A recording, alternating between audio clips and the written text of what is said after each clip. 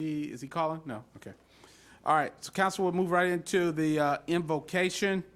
See if Councilmember Jones, if you wouldn't mind giving us a prayer. Reverend and Councilmember Jones.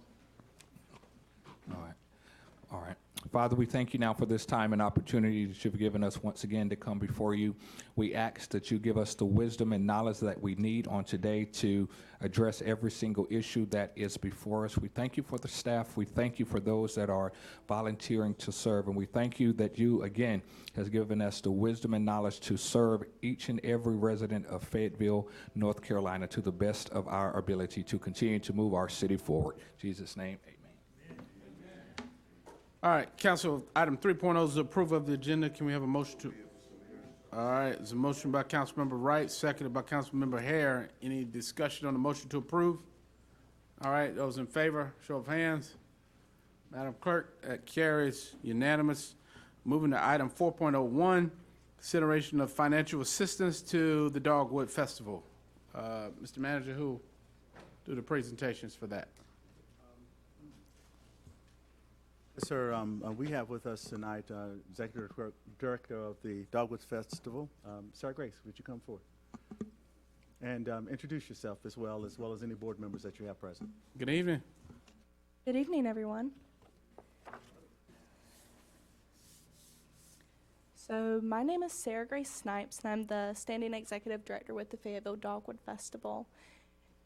It's been a wonderful year now that I've been here since April 19th, 2021, and we're still facing mass gathering restrictions, and now look at where we're at now.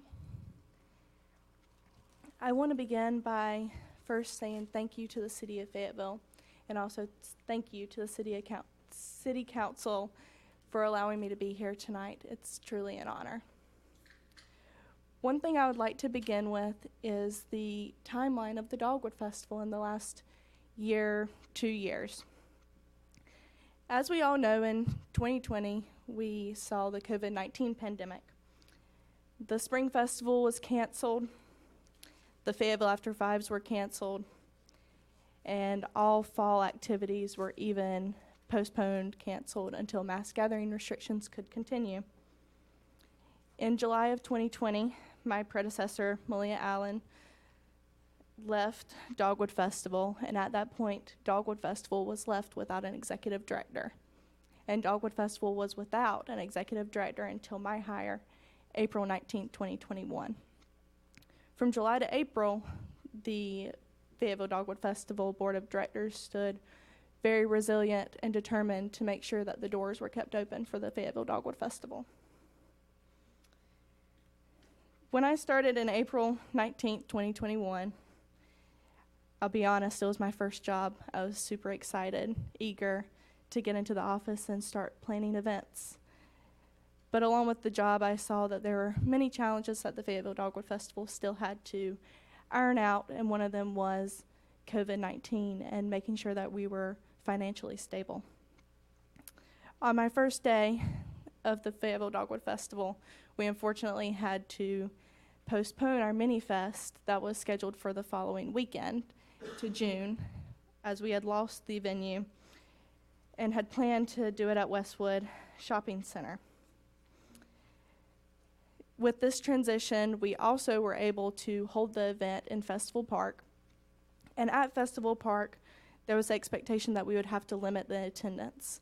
And with a limited attendance, that put Dogwood Festival in a category area that it had not been before, and that was limiting attendance meant ticketing. And the Fayetteville Dogwood Festival has always stood proud in offering free events to the public. Fortunately, we were thrown another curveball, and the governor relaxed the mass gathering restrictions, which meant that we could open the event to the public and would not have to charge. We were able to hold Mini-Fest in June of 2021, which made me ecstatic, holding an event less than 60 days of my employment, and it was quite successful. And may I add, we did receive funding from the City of Fayetteville, which contributed in the success. We were also able to hold 2 Fayetteville After 5 concert series in July in August. Although we did struggle a bit with attendance, we fought the rain, whether it downpoured in July. And it was also making sure that the community knew that we were back holding events. In August, we received permission to hold the Dogwood Fall Festival, and we spent 10 weeks asking 2020 sponsors to either put their 2020 funds towards the Dogwood Fall Festival, and then we also spent time recruiting new sponsors. And the Dogwood Fall Festival was exactly what I envisioned whenever I started Dogwood Festival. And it was much more, to be honest. And that itself was rewarding not only for me, but to the board of directors. We demonstrated a strong presence in the community while building sustainability for the winter months.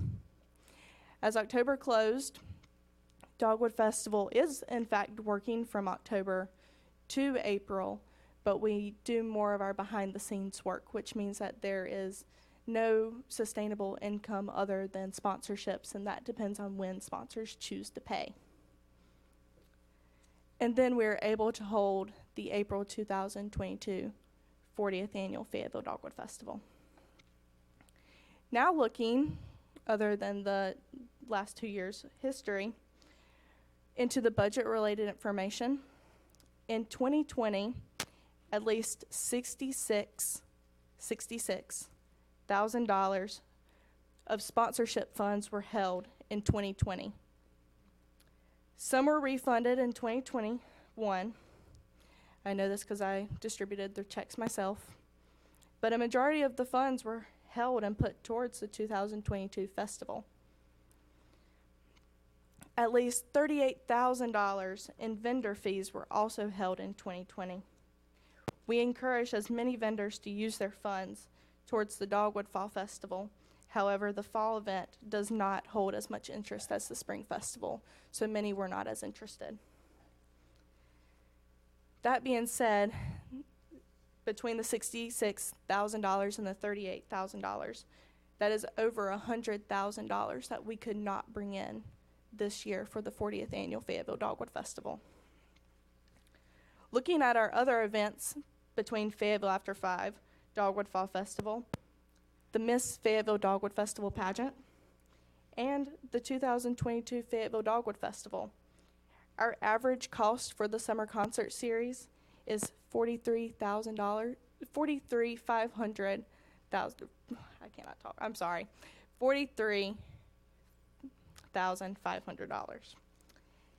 I cannot give you a specific average income, as last summer is not a good indicator of how much we bring in. For the Dogwood Fall Festival, the average cost is around $30,000.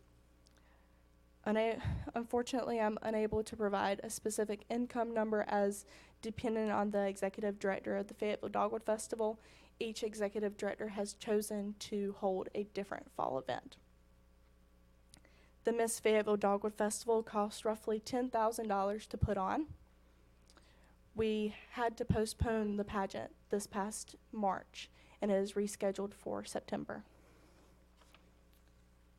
And as those funds have not completely settled from the 2022 Fayetteville Dogwood Festival, the rough estimated cost is $296,000, and our rough income is $303,000. Now looking at the overall organization itself, looking at administrative costs, our expenses include $108,000. This includes insurance. Insurance is a huge cost for the Fayetteville Dogwood Festival, costing $16,000 annually. Payroll, permits, and facility maintenance. Fortunately, we have been able to engage in several grants in the last year. With a partnership with the Arts Council of Fayetteville and Cumberland County, we've received 4 mini grants in the last year, which totals in roughly $8,000. We've received 2 Festival Park space use grants, around $1,000. We have 3 pending project support grants, and have requested up to $45,000 for salary assistance, Dogwood Fall Festival, and cultural tourism for next year's Fayetteville Dogwood Festival. We also were proud recipients of $25,000 from the Tourism Development Authority of Cumberland County. Since I have come on with Dogwood Festival, I can proudly say that I've brought in sponsorship money $180,000. And then lastly, our top 3 largest expenses looking at the entire annual budget, our Spring Festival music, Friday, Saturday, and Sunday night. All of the acts are close to $75,000. Our second largest line item is payroll, and the production cost for the Spring Festival is close to $40,000. And with that, I'd like to open the floor to see if anyone has any questions. Thank you so much. It's Ms. Snipes, right? Yes, All Sarah right. Grace Snipes. All right. Well, nice to meet you. Thank you for the presentation. Do have a question before I go to Councilmember Ingram. Dogwood Festival is a great event, and I've been on council since 2013, and I know some of the concern raised in the past and others have raised with the diversity of the entertainment. Okay, and so as we look at what Friday, Saturday, and Sunday look like, if I'm not mistaken, according to what your online information says, that Friday is rock night, Saturday was country night, and Sunday was 106.9. Then as we look at, I know a few years ago prior to COVID, they used to do summer weekly concerts or something. Can you speak to that? Are you familiar with that? That was probably pre your tenure. Are you referring to Downtown Summer Nights by Cumulus? No, not Cumulus. I'm familiar with theirs. That's not in conjunction with you. There was something that they did in Festival Park that Dogwood would do prior to that, if I'm not mistaken. But my point is that as we look at we're a diverse community, rock night has a certain genre, country night has a certain genre, and we had one night that was with I think it was Prince reenactment. What are you doing to speak to the diversity of the community with your lineup? Considering our lineup first, budget-wise, whenever we separate the nights, say Friday, Saturday, and Sunday, each night gets the same budget, and that is the $25,000. I believe we come up a little bit short or a little over, but roughly the $75,000 across the 3 nights. Second of all, looking at the next festival, because of course we can't unfortunately change anything about the previous festival now, my concern with expanding the nights, because I'd like to touch on every population in Fayetteville. So get the country night, get the rock night, get the tribute night with magic, and also add on another night. I believe we did hip hop in past years. I think that is an excellent idea, but my concern is if we do not have the funding to spread into 4 nights, then we're not going to be able to spread into 4 nights. So let me make sure I capture what you just told me. So basically, somewhere along the line, there's a decision that 2 of the 3 nights should be rock and country, and 1 should be other. But in order to make that equal, you're saying you would have to add another night, which is now a budgetary issue. So how did you determine rock and country was automatically what it was? To my knowledge, that's what Dogwood Festival has historically done. That is what I wanted to draw out. So historically, the city's partnered with them. Historically, as I said, since 2013, it's been a concern of mine personally, and maybe others. So you're here today, which means that only your 2022 request is being considered, not historical performance. That doesn't necessarily speak to it. Historically, the community really hadn't done a good job being inclusive and diverse. So what is your plan to change that as you're asking the city council to consider your 2022 forward request? I personally would like to hear from the community of what they would like to see, because my goal as executive director, and I've stood very firmly in it since my hire, is to provide an inclusive and welcoming environment for all community members to enjoy. So I am always open. I cannot change what Dogwood Festival has done historically or my predecessors, but I am always open to hear, and I want to be the change for the organization. And I do appreciate that, and I'm going to Councilmember Ingram now, but so, did you hear from the community to decide the rock and country nights? So why is that a criteria to going forward to how to become more inclusive and diverse? In the last year, I've let the board of directors with the Fayetteville Dogwood Festival lead me, and now I want to hear from the community on what they, I because got you. I could not change anything. Understood. Thank you. Councilmember Ingram and then Mayor Pro Tem. Back to me after Mayor Pro Tem, please. Mayor Pro Tem Jensen. Thank you, Mr. Mayor. So, welcome, and thank you for your presentation. I will say through your presentation, you are an example of what we want these other festivals to become. We started off with the New Year's Eve party. The city backed it tremendously to give recreation and fun for our families. I think we had a great turnout. We had great bands. Then we are starting the Juneteenth festival that we are trying to do, and you are setting a prime example of how we want the community and sponsors to come involved. And you know that you and I have talked, and I am very passionate about that. Our pageant can be huge. We can be like the Zabel Festival, where we get people to come in. So the Dogwood Festival is part of our heritage, part of what we do.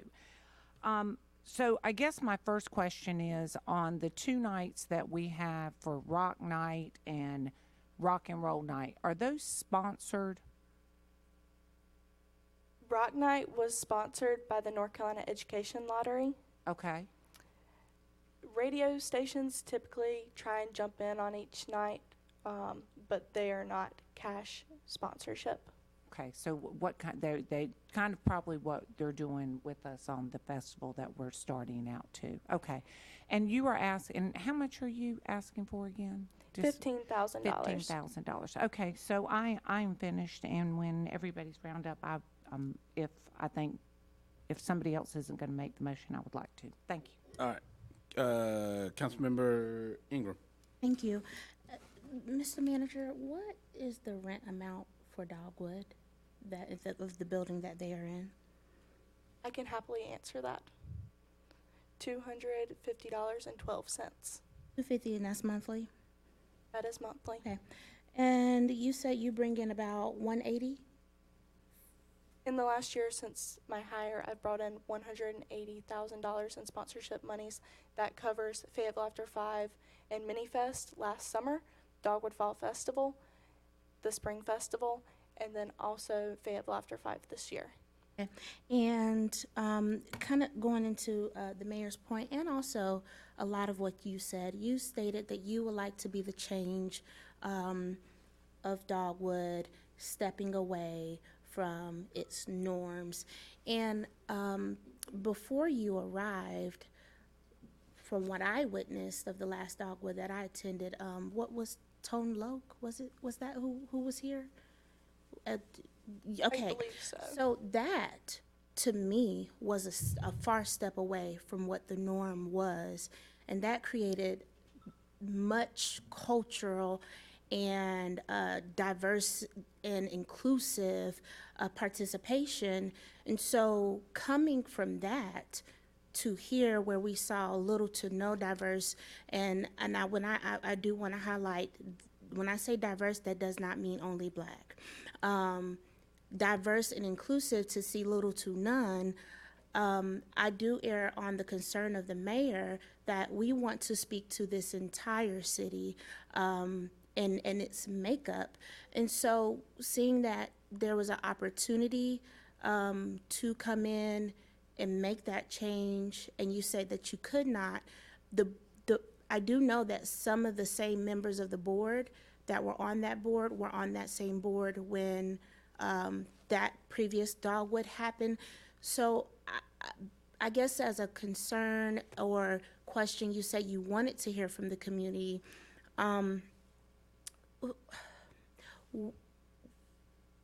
Why was that not a part of the planning process with this Dogwood Festival?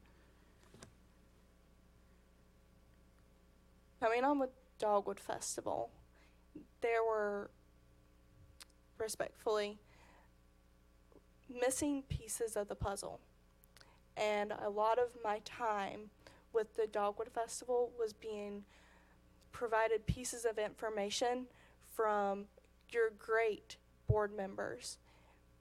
And I understand you. I don't want to get you in any trouble.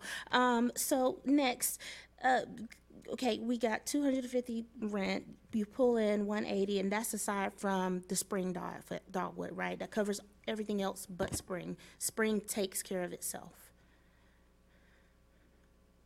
kind of, Okay, and then the 15K that you typically get from us, what, is small. That is a very small amount compared to what you pull in. What do you typically use it for?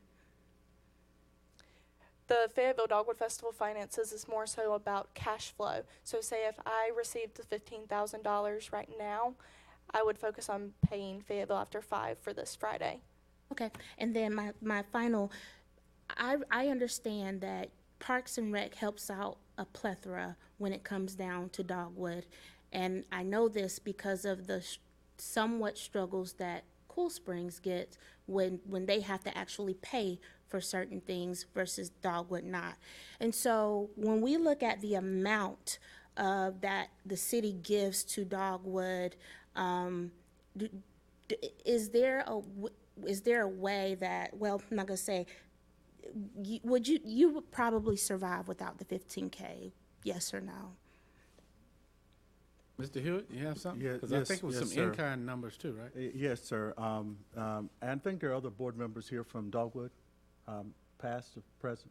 See, Jackie's here. And some of the questions that y'all are asking are really, as always, good questions, but they are probably, as Councilman Ingram said, better directed at the board. Have a little bit of history here. Mayor, I think the first year that you were the mayor, you and I met with the folks at the Dogwood Festival, as did, I think, Councilman Wright. And you expressed a concern to make sure that there was very diverse. And at that point in time, 2 executive directors ago, they offered and said that they focused a lot on sponsorships, and the sponsors sponsored some of the things that they sponsored. You know, if you sponsor a night, you are a big country western fan, that's maybe what it is. And so what the city did, and we started that year, was we said, we understand that the biggest expense that you have, as she said tonight, is the entertainment, and you have to sometimes pre-populate that. And so that was the first year, I think, that we actually gave them money to help underwrite those costs. Remember the whole idea about 2 chains? Remember that whole conversation we had upstairs? And so we've come a long way, and then we had COVID hit, and everybody lost their momentum. We were really concerned that the festival was going to slip and that they were actually going to be in trouble financially. And so with the council support, I think last year we gave 20,000 or 15? I think it was 15. 15. And so the 15 is a little bit like it was last year. It's seen as some seed money.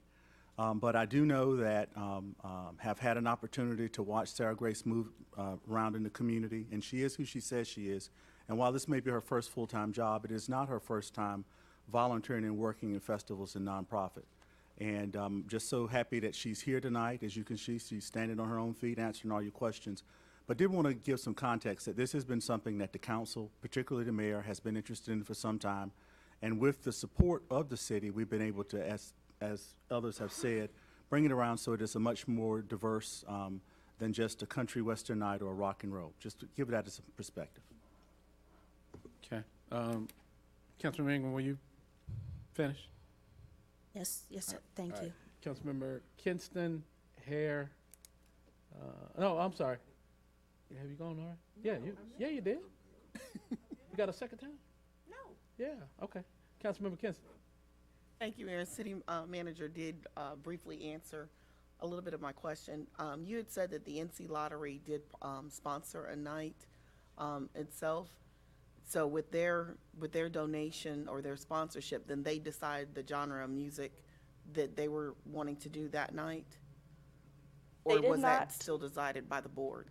They did not decide. It was a personal decision based on which media company was the most responsive at that moment. Okay. All right, thank And you. if I may add, with that the type of negotiation that the North Carolina Education Lottery is a very extensive process that probably it has not ended yet. Their sponsorship agreement has not been fully fulfilled, and it's more so on their end. We're waiting, but it is multiple phone calls, extensive conversations about what we are going to provide to them for what they are going to provide to us. And so at that time, I had to pick someone who I know had a high response rate and I knew that could fulfill in that one moment. Okay, thank you. Thank you, Mayor. I'm sorry, I had some folks talking while you were saying something. So the grant that you talked about from the North Carolina Education Lottery, you had to present to them what you wanted to use their money for. Is that right? Or how They did that go work? through this process of proof of performance. So say if I use the City of Fayetteville's logo, this year we were proudly able to launch the Faces of Fayetteville, which was the campaign that was supported by the TDA funds. The North Carolina Education Lottery logo was placed on that campaign. They wanted to see where their logo was at and wanted to see how many impressions it got, what the viewership looked like. And all of that is determined on how much money they give us. So I got that. So basically, you took something to them, as you said, historically, that the Dogwood Festival's always done, rock and country.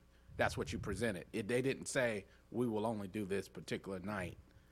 His name's Eric Dixon, lightly alluded to that, and Really? then Well, that's a he conversation we backed need to have. off of it and didn't say anything again. Well, we're going to he reach said out. something I'm going to along reach the out to lines. him. So you're saying he backed off, or he used that as a criteria? He alluded to that.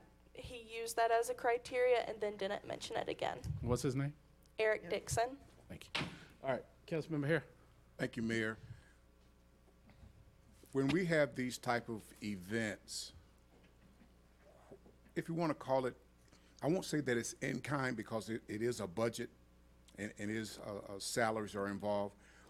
What other ways does the city support these events? Just for example, I'm thinking about cleanup.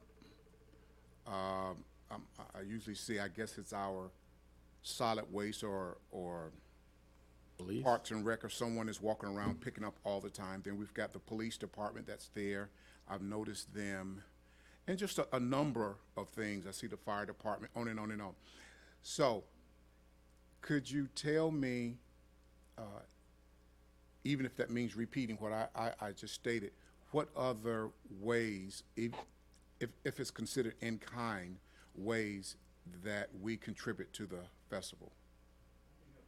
Yes, sir, please. We have 3 events, really 2, that we support heavily and have historically. International Folk Festival and the Dogwood Festival. And then, of course, we have partnerships with Arts Council for Dickens Holidays, and then the Christmas Parade, MLK Parade, and those lesser degree. But when it comes to the International Folk Festival and Dogwood Festival, then we are, I guess, I'd say platinum sponsors in that. And that has been something that has been the case probably for Right. ever.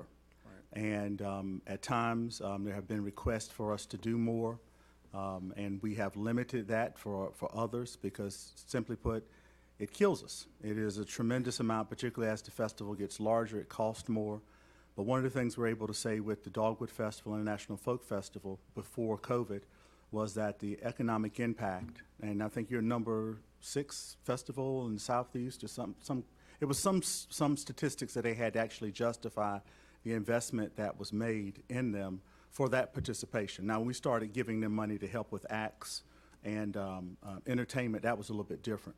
But the economic impact of those festivals and others, as well as being kind of like our staple, our signature event, like the Azalea Festival is in Wilmington, it's that was why I think that was historically the case, that we provide fire, police, sanitation, and other activities like that. That was roughly 90,000 And a few years ago, right? And Mary, your memory is much better than mine in that, but we actually calculated it up. But I think the economic impact too. Do you recall what that was? I've seen the number somewhere, but I can't remember off the top of my head. Next time you come, bring your board members. That would probably, because I know I've had that conversation with Jackie. Do you remember Jackie right off? No, she doesn't. That's okay. That's okay. I know that it was completed by the International Festivals and Events Association, which Dogwood Festival does not have our membership in anymore, unfortunately. But again, Mayor, just not to belabor the point, but I wouldn't have brought you guys the request if I didn't wholly support it. It was money that we have available, and we could make the fulfillment this year. But I would also say that we'll welcome an opportunity for us to have another sit-down, Mayor, with members, with Sarah Grace and members of her board, so that they could hear as well some of the comments that y'all have shared tonight. If I can just sort of top off my comment, I agree. Supporting the Dogwood Festival is I have a lot of support for it. It's always been very, very successful to our community, and I'm thankful for that. But at the same time, when we start looking at the budget, and I went through what I've seen here, I know that we're asking for, I think it was 12. It was, well, there were two different numbers I saw. Oh yeah, 15,000 one year, and another fiscal year was 12,000, but we are not including all of the in-kind items that we're doing, which also adds up a budget to support. But I'm very, very supportive of the Dogwood Festival, and I would love to see how we move forward and continuing to help them. Yes, ma'am, Mr. Mayor. I wanted to ask the manager a clarifying question of something he said. Okay, then Councilmember Wright has the floor. I'm sorry, Mr. Manager, did you say that we give funding for acts for the Dogwood Festival? First year was when we had, and I can't remember that director's name. Yes, it was to try to secure a higher level of entertainment and another night, which they did. So fast forward to like But we're not today. approving acts. We're not approving acts. No. What I'm saying, fast forward to like today, recent Dogwoods, are we still giving funding for that? Last year, we gave $15,000, and the request for the upcoming year is for $15,000 as well. For funding for acts? Funding to support them having, originally it was to have a third night of entertainment on Sunday night, which normally that was not the case. And that didn't happen? Yeah, they had the Prince tribute band. Okay, all right, thank you. All right, Councilman Wright? Yes. In your opinion, is that Sarah? Your first name? I'm sorry? It's Grace? Sarah Grace is all one word. Sarah Grace, okay. All right. Thank you, Sarah Grace, for your opinions and your presentation. I have just a couple of questions. In your opinion, was the festival a success? I believe it was a success. This year, I heard many people say that it was the best that it's ever been, and something that was personally rewarding. I am not someone who needs blessings from other people or a pat on the back from my predecessors, but Carrie King came on Sunday and told me that that was the best Sunday night she had ever seen. Okay. How many people altogether, estimate did the festival draw? 215,000. 215,000 in those 3 days? Yes, Thursday through Sunday, because we did have Cork and Fork, our wine event. How do you get those numbers? Usually we didn't have anyone who had clickers, but Festival Park itself can fit 12,000 people, and it was full every single night, every day. Along with that, we do talk to our food vendors, and typically our food vendors are such a huge portion of our festival, and many return every year. They have to order food to serve X how many people. So when they see however many orders turning over in their inventory, they're able to give us accurate numbers as well. So, that takes me into my second question about how much revenue is generated by the food trucks, and is that money that's generated go toward the festival? Can you give me a number, or is just based upon the time that they're there, you charge them a certain amount, or you charge them a percentage of what they sell? With every vendor with the Fayetteville Dogwood Festival, we pay a flat rate. So say the bottom rate for the Spring Festival is arts and crafts, we charge them $180. Anyone who has a 20 by 20 large tent that is serving food pays close to $2,000. So the money that's generated, what is that money a part of the revenue that you use to take care of bills that you generate? That money came in about March, and so that was paying like our $15,000 insurance bill. Okay, so in the reason I'm asking, because you're coming to us for another 15, and that's ongoing every year, and just like the city manager spoke about the staple in the community, the Dogwood Festival is known for Fayetteville and how that reflects upon us as a city. And then that goes back to my question of diversity, which the mayor spoke on as well, and which we were talking about in years past. And it did well for a season or two, but then we're back at the same thing that we were concerned about. And so, being that I've been around a while and have seen the changes and have seen the tradition, and what we're trying to do is balance out who we are as a city and what we represent as a community, I'm very concerned, as others are, and mentioned about the diversity of entertainment, because when you count people, you're counting all the people that you suggest that cause it to be a success. And so, and as I would say, not only black, but brown skin and other people of other cultures, because we also have a cultural festival or a national festival to, highlight all the different cultures in our community. So the Dogwood Festival, and I know that's cultural per se, but I would love to see a greater blend and a greater diversity in our entertainment, and how would that represent our community? I think that's completely understandable, and I was going to use this as a closing statement, but you do highlight a few parts of my closing statement. I have spent the last month since the closing of the Dogwood Festival, and I've seen all the funds fall. I see everything. I see it daily. I see it in my dreams. I see it on the weekends, everything. Probably a little bit too much. And one thing that I have thought about in this last month is, how can Dogwood Festival change? And I've spoken to board members, whether it's someone who's been on the board for 5-6 years, or someone who served on the board years ago that doesn't even still live in Fayetteville. And that's how it's always been. And it's very unfortunate, because a festival like ours, it's amazing, and it shouldn't be penny pinching every single year, worrying about cash flow, worrying about if, personally, payroll is going to go through. Right.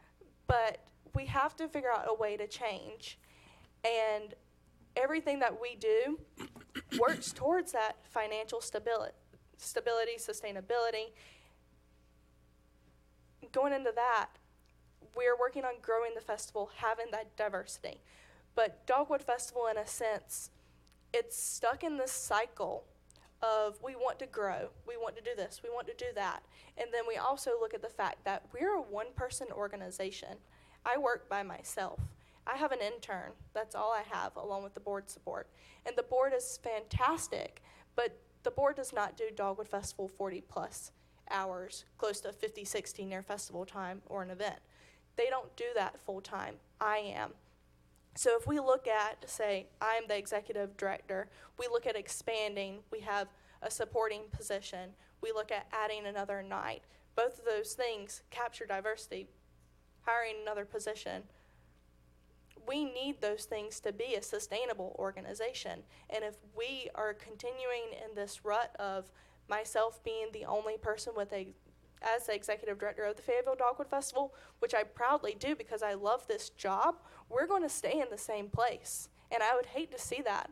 But that is one thing that I know is I'm the only one going out and signing the sponsorship agreements. I'm the only one signing grants. And there's only so much that I can do as a human before the funds run out again and I'm in the same cycle again. Does that help clarify? Yes, thank you. I got you. Councilmember Banks McLaughlin. Thank you, Mayor. Thank you, Sarah Grace, for the presentation and welcome. Just like you mentioned, some of the residents expressed their concerns as far as this has been one of the best festivals. I know my husband and family came out and they enjoyed themselves. I do support the assistance of helping the festival because, you know, as we talk about the city, we want to see great things like this happen. When you think about all the good things that happen in a downtown area, the first thing that come to mind is the Dogwood Festival as far as event-wise. So again, I do support it. However, I think that it does need to be diverse. And moving forward, again, I support it, but I think with the support of council, if there's something that we can possibly bring back, if it's something laid out saying, you know, on day one, this is the bands that's going to take place, just so that it can be diverse. Because again, we want everybody to participate in this festival. And again, it has been a success, but I think it can be a little bit more successful if it's more diverse. And also with the board members, is it a diverse board member? It is quite a diverse board. Okay. You know the structure of it? You can get that back later. I know. It is a volunteer board, as Carrie did. Understood, yeah, understood. But in the you have to application. have diverse perspectives to have a diverse policy Yes. board. But with that being said, we're trying to bring this to a close. The council does have quite an aggressive agenda tonight. I do think you said a couple things. One, that you're new and you're trying to get your arms around the situation. But to your own admission, you said that even though it's successful, we still struggle with things like payroll and sponsorship expansion, those kind of things, because we're doing the same thing expecting different results. And that is not a recipe for success. So, council, as you consider that, I hope that maybe a couple of options would be, as Councilmember Banks McLaughlin said, and I'll come to you, Councilman Hare, if you had a question. Maybe one option could be to give Ms. Snipes the opportunity to speak to her policy board to get some of the answers to some of the things we've asked, and to tell us how you plan to change that, because doing it the way we've done it is not really a good business model going forward if you're still struggling to make payroll and things. I think as you expand that may help that. Two, it could be to approve it, of course, as is, no questions asked, like we've been doing, or some other options. So with that, I know that Council Member Mayor Pro Tem Jensen had her asked to be recognized for something. Or Councilmember Hare, you had a question, or? No, Mayor, I was just going to follow the recommendations or what I was hearing back from Sarah Grace. Sarah Grace, and I like that name. Thank you. What if we consider to go forward and maybe just table it for now and let her bring back what she wants to bring back? I love to hear us moving forward with you know, some of the concerns that we've heard about tonight. What kind of time frame do we have as far as helping, as far as financial support would be needed? I believe it's all about the cash flow of what's due. We're still paying funds from the 2022 festival, and I promise you I won't let the doors close on the Dogwood Festival, but I want to get my vendors paid because they were excellent partners of the Dogwood Festival. Yeah. And I could support that this evening, Mayor. I could. All right, so Mayor Pro Tem Jensen, you had something? Of course I did. Thank you, Mr. Mayor. Sarah Grace, again, thank you. Before I make my motion, there is one thing that I do want to ask and say. A question was asked about the board and the diversity of the board. Sarah Grace is the under 30 crowd. I think the Dogwood Festival is going to to change more of the times because we are fortunate to have a young business person come and live and stay here in Fayetteville. But I do have one question before I do make my motion. The board, is there certain positions, is there a certain amount of positions, or can anybody volunteer on the board? Right now, there are varying opinions on the board of directors regarding an advisory board and a working board. The Fayetteville Dogwood Festival is, again, a different animal in the way it is structured because the board is defined as a working board. And so there are expectations for the board members. And honestly, sometimes the expectations aren't always met and puts people in uncomfortable binds. Right. Then we fall into the advisory side of who on our board knows how to work QuickBooks? How should we categorize this? So just to not get you in the weeds, so my question, and city manager, what would it be that we could maybe work something out that part of the millennial commission could kind of be part of this to come in so she can have that young and the people that are involved downtown, if maybe we could look at that. So I just wanted to bring that up, so I'm going to go to my motion. So I would like to make a motion to approve the $15,000 of support for the Dogwood Festival, but with that you will come back to us, that we will be able to be sitting at the table to have the discussion about the diversity of it. And I know that she did say to us, I know I'm messing up my motion, she did say to us that she can't change it, always having to worry about it. So I think this will give her that push to be able to do something new and different. So I just want to get clarification. Was your Okay. motion to move forward with conditions to say that some of those concerns would be addressed prior to funding, or was your motion something else? I'm confused. So my motion was for us to fund it, but to be part of the conversation and the conditions that we have put on it to make it more diverse. I don't know what's been done in years past when you have granted money, but one thing I really appreciate is a plan of action and how I can communicate with the city council and get that diversity in, because as we're having this conversation, one thing that I'm concerned about in addressing your concerns is how can I best solve the problems? So, great point. So what I heard you say, so Mayor Pro Tem with her consensus, said conditions, but you said a different word, plan of action. So And I like this is a conditional motion to approve with the expectation that you're coming back with a plan of action to address the diversity concerns? No, I said, my motion is to approve the $15,000, and she will come back to us with, I like her word better, plan of action. We've given her the task. Yeah, that's what I just said. Yes, so conditional, I don't want to put that in the motion. I'm saying I think that we should approve the $15,000, and we've given her what we want. So that's a She's a condition, big girl. right? Yeah, she's going to come and bring back and So have that's the what I'm saying, conversation. it's included so the clerk clear. So is it plan of action? Will Well, she volunteer? she's going to bring us back a plan of action. Okay.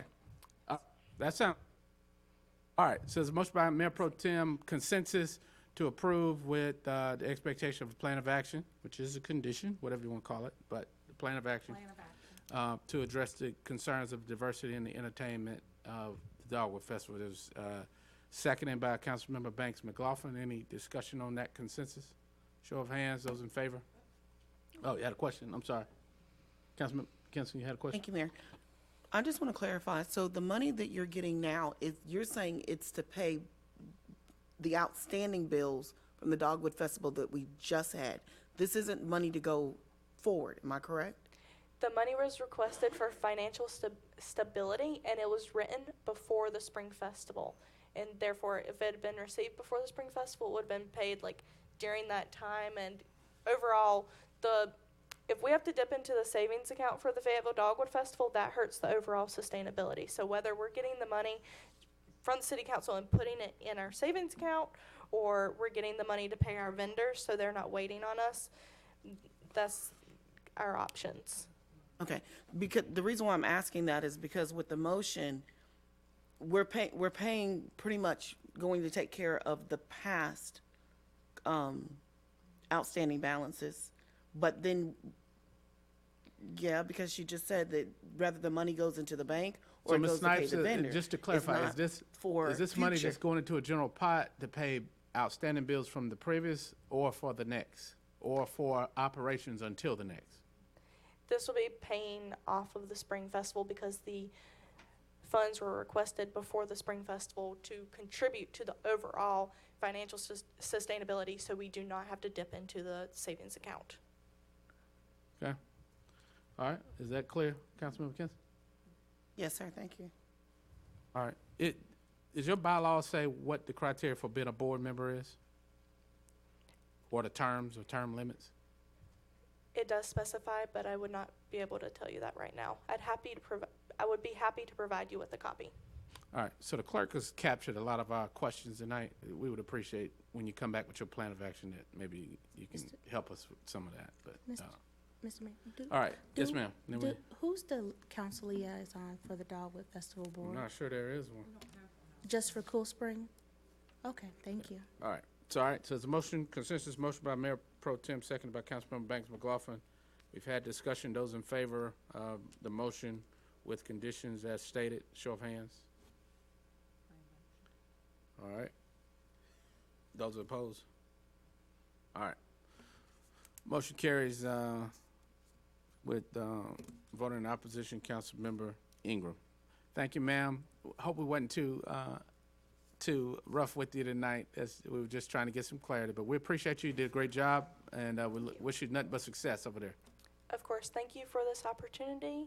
And as we're going through the steps with the plan of action, what would be very grateful for me, or would be very helpful for me, would be if you provided your expectations of the Fayetteville Dogwood Festival, because while I can create a plan of action, it still may not meet your expectations, and I want to make sure we're checking all those boxes. That's a great point. Yes, ma'am. Thank you so much. Thank you so much. All right. All right, council, moving to item 4.02, housing program and policies and procedures. Mr. Carter, you really want to follow up now? Come on. Even Mayor, City Council, Chris Cawley, Economic Community Development Director. All right, let's see here. So we got a lot here tonight. I cannot understate that we had, I had 3 team members come in to help present this information, and unfortunately, COVID. Oh. Yeah, or have been quarantined, one or the other. And so they're out of the office. I went down to Florida for my sister's graduation, and so I missed the whole COVID wave in the office. So you're stuck with me tonight. Wow. So what we're looking at tonight is a bit longer than a lot of things that I bring to you all, but this is a culmination of work that's happened since you approved an assistant director for the department, and since I joined the department in November of 2019.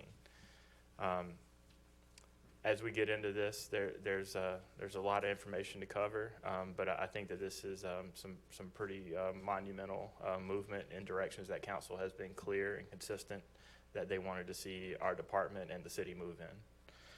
So without further ado, I'll talk us through a little bit of that. So City Council has continuously given direction to staff that you wanted to take local action to meaningfully address the housing crisis experienced in our community. You funded and adopted an affordable housing study in the prior fiscal year. That study was conducted with a lot of community outreach and by housing experts up in the Triangle, at Triangle J Council of Governments. In the intervening 2 years, you funded and adopted our annual action plans with grant funds with a significant focus on housing, how we preserve existing housing, how we help our seniors stay in their houses longer, and how we produce more housing. You authorized the Day Resource Center as a central location and focal point for housing first solutions for persons experiencing homelessness. You've established multiple targets for action related to housing, to opportunity zones for development and growth in our community, eradicating poverty, and addressing homelessness. Most recently and substantially, council directed staff to add a $12 million housing bond to the November ballot. There's a lot more work to be done. And so tonight, what we're talking about is just checking in with the work that your team has done with the city, making sure that the direction that staff is going is the right direction that council wants us heading in as we revise our affordable housing policies and procedures. And then moving into the fall, we'll be talking a bit more about our development finance incentives, which are a little bit different than economic development incentives. We're not talking about recruiting jobs. We're talking about incentivizing certain kinds of development to happen in certain places where it achieves the strategic goals that council has laid out. So I just want to take you back to that affordable housing study that we adopted a year ago. Actually, I think it was 365 days ago that we brought that forward and put it in front of council at a work session. There's a lot of information on here. The three key takeaways are that renters are more cost burdened on average. When we look at this first chart down here in the bottom left, you see the blue is owner-occupied households that are cost burdened. The green is renter households. And you can see that the green is substantially higher than the blue. So one of our largest problems in our community is rental housing is more expensive to renters. We also see from the next chart that units are needed at the lowest price points. So at 61 to 80% of area median income, housing availability actually outstrips the number of renters that are required. But then as you move down the income spectrum, you can see that that gets upside down. And so what that means is that the folks who have a gap between the blue and the green are either significantly cost burdened in that they're spending considerably more than 30% of their income on housing and utilities, or they're in insufficient housing, or they're doubled up, or you've got too many people in one house, you've got kids and families living in a bedroom that's more than they can do in order to meet that. So a lot of our problem, which is unique in Fayetteville, is that a lot of our housing challenge is at the lowest end of the spectrum. And then I do want to mention and not look over the fact that home ownership has declined by 10% in the past 10 years. And so that's a challenge we need to look at too, but we also have to balance that with the first 2 points in that renters are significantly more cost burdened than homeowners. So we want to influence all different parts of that, but those are the three key takeaways that from our demographic and economic study. Mr. Colley, I see all of the data points point to 2018. Is this the latest?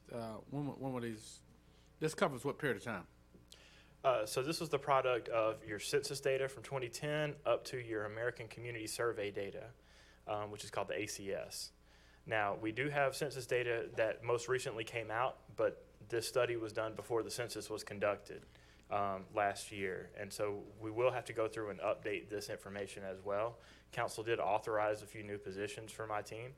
One of those is a management analyst that helps kind of chew through this information and census data and make sure that we are still on track as things change. I cannot underscore enough that COVID did not do good things to these numbers. Okay. Yeah. Thank you. So the housing plan that you all adopted last year had 4 goals: to improve knowledge, access, and awareness to housing resources, increase the number and diversity of affordable housing options, preserve existing housing and ensure housing quality, and then support self-sufficiency. So those are the 4 kind of pillars that we framed a lot of our action plan for the department on. And then we're going to show just a very big overview here of the strategies that are under each one of those goals. But they're very small on this screen. We're going to go over these a little bit more in detail on the next slide. But in general, Council adopted 14 strategies that they wanted the city to take across 4 different goals to address our housing challenges. So we laid those 14 strategies out in a 5-year timeline. We're a year into that 5-year timeline right now. And so I want to go over some of the short-term strategies that were developed and where our team is with those. If there's any questions about any of these, I'm happy to answer it, but this is kind of the meat and potatoes of where our affordable housing study, where the rubber meets the road, and what we've been doing. So the first thing was to develop a housing resources website. We have updated the city's website for our department. I know a lot of times I get questions from folks, and I say, go check out our website. We've reorganized the information so that there's resources for residents, resources for businesses and nonprofits and other categories, as opposed to what we had before, which was, here's economic development stuff, here's community development stuff, here's housing stuff, and you had to kind of figure out what the right category was. On top of that, we've added resources to our site that are things that are available to our community, such as our North Carolina Housing Finance Agency and Franny and Freddie Mac. Next, it said provide housing-related assistance and education. So this year we doubled the funding in our action plan for our homebuyer education classes. You might have seen a press release go out for that recently. Those classes are now moving back in person and back to the city of Fayetteville at FTCC's campus. That is where citizens who are interested in becoming a first-time home buyer can sign up for a class that is funded by City Council, and they will get educated on what it takes to become a first-time homeowner. I think most of us can remember the first time we bought our house, and it was a lot more complicated than you think it would be. We also were asked to conduct landlord outreach regarding affordable housing opportunities. This, by and large, became a product of the pandemic, and as we talked about emergency housing solutions and different grants that were out there that were being made available at the time, our Continuum of Care, our group of homeless service providers in the community, started having roundtable conversations with landlords so that they understood that we had emergency housing vouchers available and what it took to put people in some of these houses so that we could address some of the significant impacts that COVID had on our housing insecurity. So those are the items that we've done so far. The one we're here to talk about tonight is establishing a housing trust fund, which is the policy guidelines and process. And that's really the meat of the conversation we're going to have tonight. I'm going to talk about what a housing trust fund is, the components of it, how it works, what resources you already have in play, and what policies we're ready to put in place. And then we can talk about what those next steps are from there. We've also been tasked with identifying publicly owned developable land and a land disposition policy. So in the fall, we're hoping to bring back to council a policy that identifies land that is developable for affordable housing and how that land can be utilized. We'd like to see if council might have an appetite in challenging the school board, the county, and a couple of other public organizations to join in that policy as well. We also were challenged to leverage state and federal funding for housing repair and rehab. And if you recall, a few weeks ago, I explained to you how we were decreasing funding in one area and increasing it in another, and that was to better utilize our current federal dollars to help with housing repair. There's also competitive grants that we can go after from the state. We've been successful in the past in getting one here and there, but we want to make that more of a regular occurrence here. So we'll be applying for those competitive grants on an annual basis. We may not win it every year, but we'll be prepared to spend that money when we do get it. And then last up is create a location policy to incentivize development of housing. So this is that development finance policy that we talked about, where we're working in conjunction with some outside legal assistance that the city attorney provided to us, Ronnie Bryant, who's our economic development advisor, and Robert Van Giens from our Fayetteville Cumberland Economic Development Corporation to come up with these policies that follow state law and follow best practices, but enable council to help guide development in our community. So there are some midterm and long-term strategies that take a while. The good news is we got a couple of these knocked out while we were working on other things as well. So we've talked about acquisition of property to form a land bank. It's an expensive proposition. And so what we're going to need, if council wants to go down that road, is a little bit of a conversation about how you would like to see that go, the funding required, and then we're going to need some legal assistance to help set up that land bank. We can encourage affordable housing provisions for developments requesting variances. So when a development comes forward and asks for additional density or asks for other things that are within your purview as a legislative body, there's potential for us to require set aside for affordable housing. We can also create a periodic residential inspection program. Now, that is made challenging because I think a couple of years ago, we had a RAMP program, which was a residential assessment program that aimed at rental properties. And then it was deemed that we could not single out rental properties. So this program would need to be across the board, which we have a code enforcement division that has minimum housing already.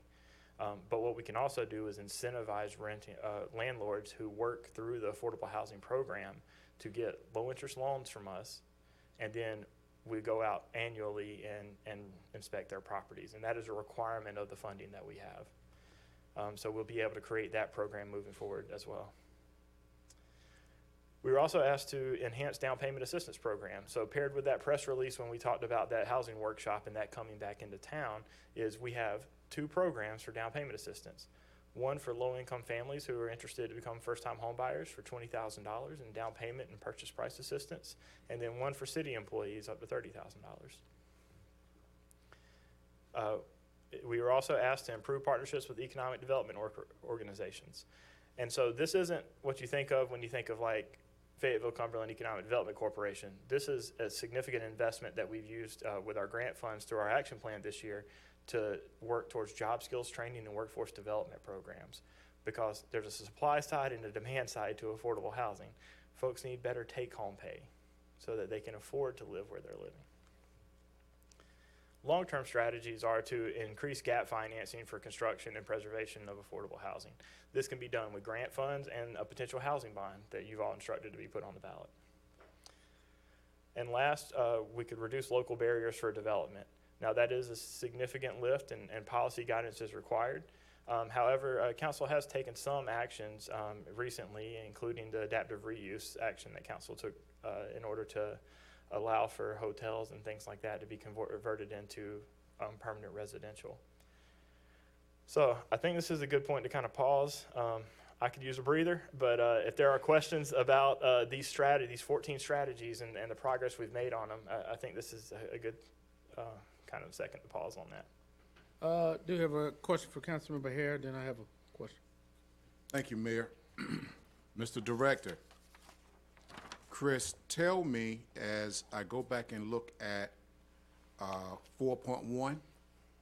4.1 is the, oh yeah, here it is, to create the location to incentivize development.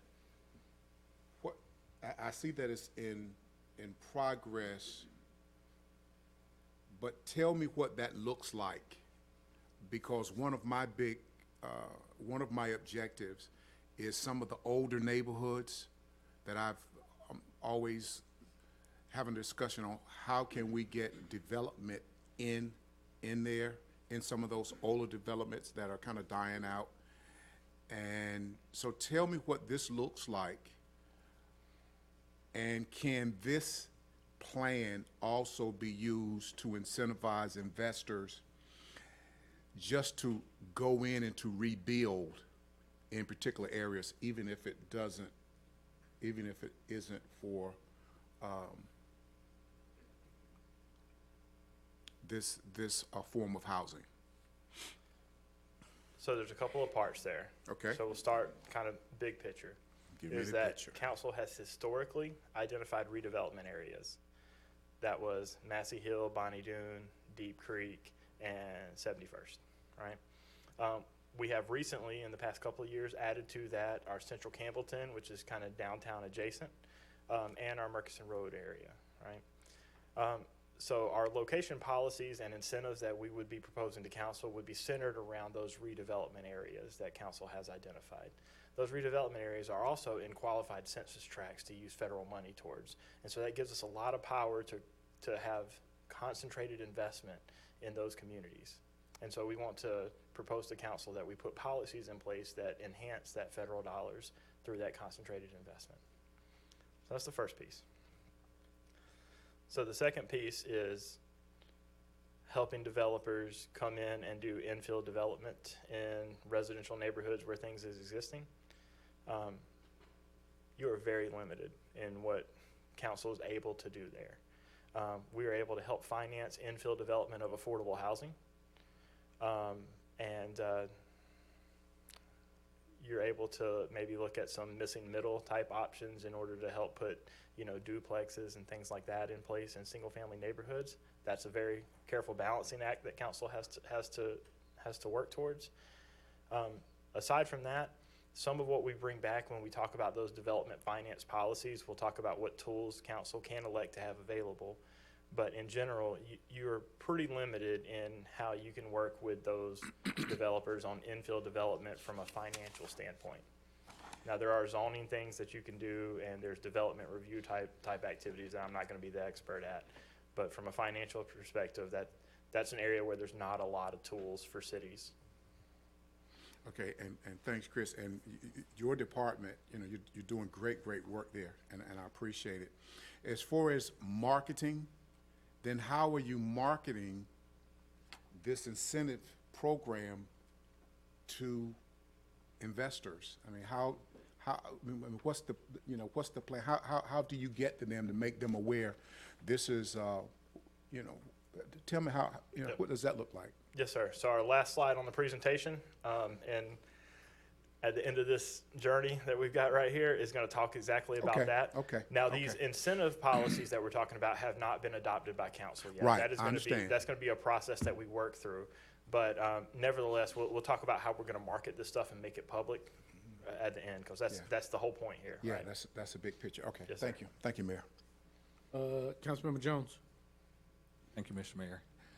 Just thank you so much, Councilman Hare. You actually asked probably half of my questions, but I am glad to hear that incentivizing is going to play an important role with this. And I know you don't have the framework there, but I would probably like to put out there that we would probably, in my personal opinion, have some sort of conversation with our Public Works Commission in that regards as well, since that infrastructure piece is also going to be a big part of any type of development. So I know there's costs with things that they do on that side, but I think just to start having that conversation as far as when we're talking about the incentivizing. So I'm definitely for encouraging those that are coming here to build, to have some sort of affordable housing provision in there as well with that. My next question, this may come later in the presentation. If so, I'll hold on to that. But in regards to your attracting of the nonprofits, is that coming up in the presentation? If so, I'll hold off until then. Yes, sir. Yep. Thank you, Mr. Mayor. What I was looking for too. All right, Councilmember Wright, and then Ingram. Thank you, Mr. Mayor. Chris, I appreciate the work that you've put in community development, and we've worked extensively with the P4P Coalition, and I just want to thank you for your efforts in the Housing Trust Fund. That was one of the items that we had on the letter of list of items that we were looking at in the community, and many other things that you have initiated when it came to the P4P, when we looked at the COVID impact in our community and some of those things when it deal with poverty. So my question with you, with the Housing Trust Fund, this is an implementation timeline, and you have July 1, 2022. Talk to us a little bit about the Housing Trust Fund and how that would impact. And, we have to start somewhere with the amount of funds, but kind of talk to us in the community as far as the realistic, goals that we have and how the Housing Trust Fund can impact our community with people that need homes. Yes, sir. So we're currently on slide 6 of 21. About the next 9, answer your question. Okay, great. Yes, sir. I don't know why you that's open good. this door up, Chris. All right, thank you. But at least we're on the right track. I mean, This is it's a on good there. You got temperature the check. star. You got the star on 2.1. So that's the main item I think that Yes, you sir. wanted to present to us tonight. So thank you. Absolutely. I'll be waiting to hear that. Councilmember Ingram. Thank you so much. I'm going to briefly talk about land banking, and you brought up missing middle, which is something I'm very familiar about when working with NLC. We focus on that when working with the universities. Looking at those two, you've asked us we would have to decide which direction we want to take, correct? In perspective, and I know you're asking us to give a consensus to move forward with the policy. When looking at those two, what would your recommendation be, as just to start thinking, what would your recommendation be as it relates to those two? So let's start with the missing middle piece. That's a challenge for council. There's no two ways about it. You're talking about single family zoning in neighborhoods there. Communities are challenged with that, but nevertheless, that is a way that you make housing more affordable. I can't tell you the right answer there. That's for you all in the community. And when will you begin to bring those conversations to us? So I think council gets those conversations pretty regularly through zoning variances and through development requests. As far as actually laying out a policy, you have a affordable housing strategy in front of you that says that is one of the tools that you may elect to use. I'd be looking for council, and I think the manager would be looking for council to say that's something that's a road we want to go down and look at making a policy towards that. Okay, my final question: when we look at the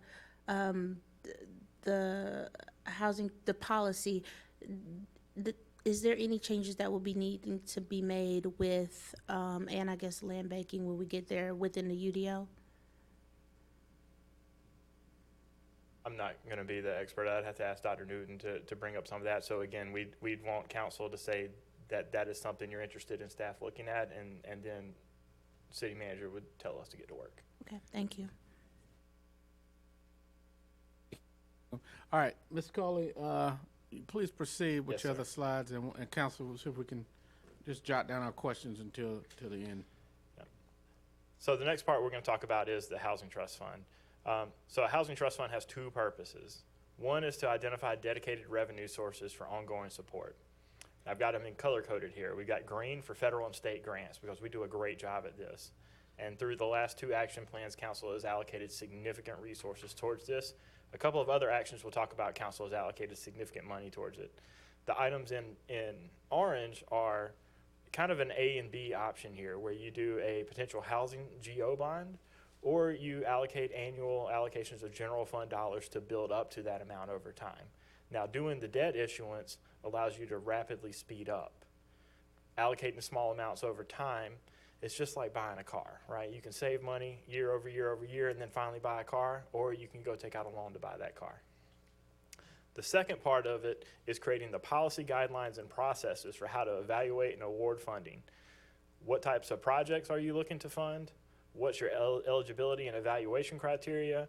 How often and how frequently are you going to ask for applications from the community? Are you going to do it once a year? Are you going to do it on an ongoing basis, or somewhere in between? So really where we can talk about tonight a lot, and the meat of this conversation, is about those policy guidelines and processes. You've already done things to put significant resources into place. Now, when we looked at that challenge on that first slide where we talked about where the challenges were, it is not enough resources. This is a massive problem throughout the country, and we can help with it, but we're not going to be able to fix it on our own. So kind of an overview of the policy that staff is proposing to council and trying to make sure that we're on the right path is that we want to be more inclusive of all housing types to include funding for missing middle projects.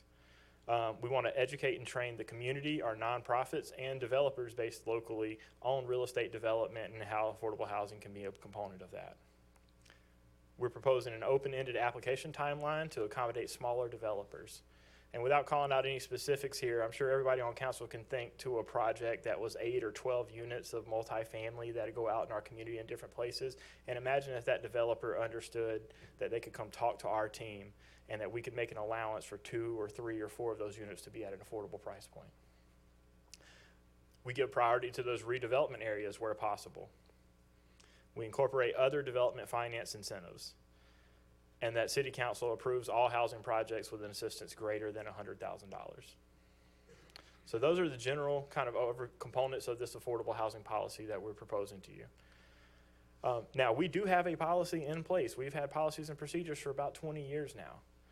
That current policy rigidly applies to low-income housing tax credit projects. They're also called LIHTC, if you've heard that before. We're typically limited to one project annually, and so if you think about some of the projects that we have in place here, a lot of the work we did at Hope 6, MacArthur Park Phase 2, Hoke Loop was most recently done. Those are those types of projects that we are well positioned to assist. We required any other developers to be what's called a CHODO, a Community Housing Development Organization, which means they're a nonprofit with a very specific board makeup that has to be checked every time we give them $1. Right? We primarily use this money for large multifamily projects like we just talked about, and then for small-scale single-family rehab, and that was usually owner-occupied rehabs. The proposed changes that we're looking to do are to increase access for nonprofits and for-profit developers by providing a detailed application process and staff-led capacity building courses and workshops.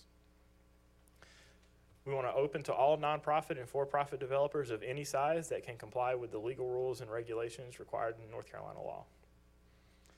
We want to open this up to missing middle housing solutions to create more housing types. We want to provide for rehab of rental property where the owner has several units in close proximity. And the reason for that is because we have an obligation to monitor those properties for housing standards and for income guidelines on an annual basis.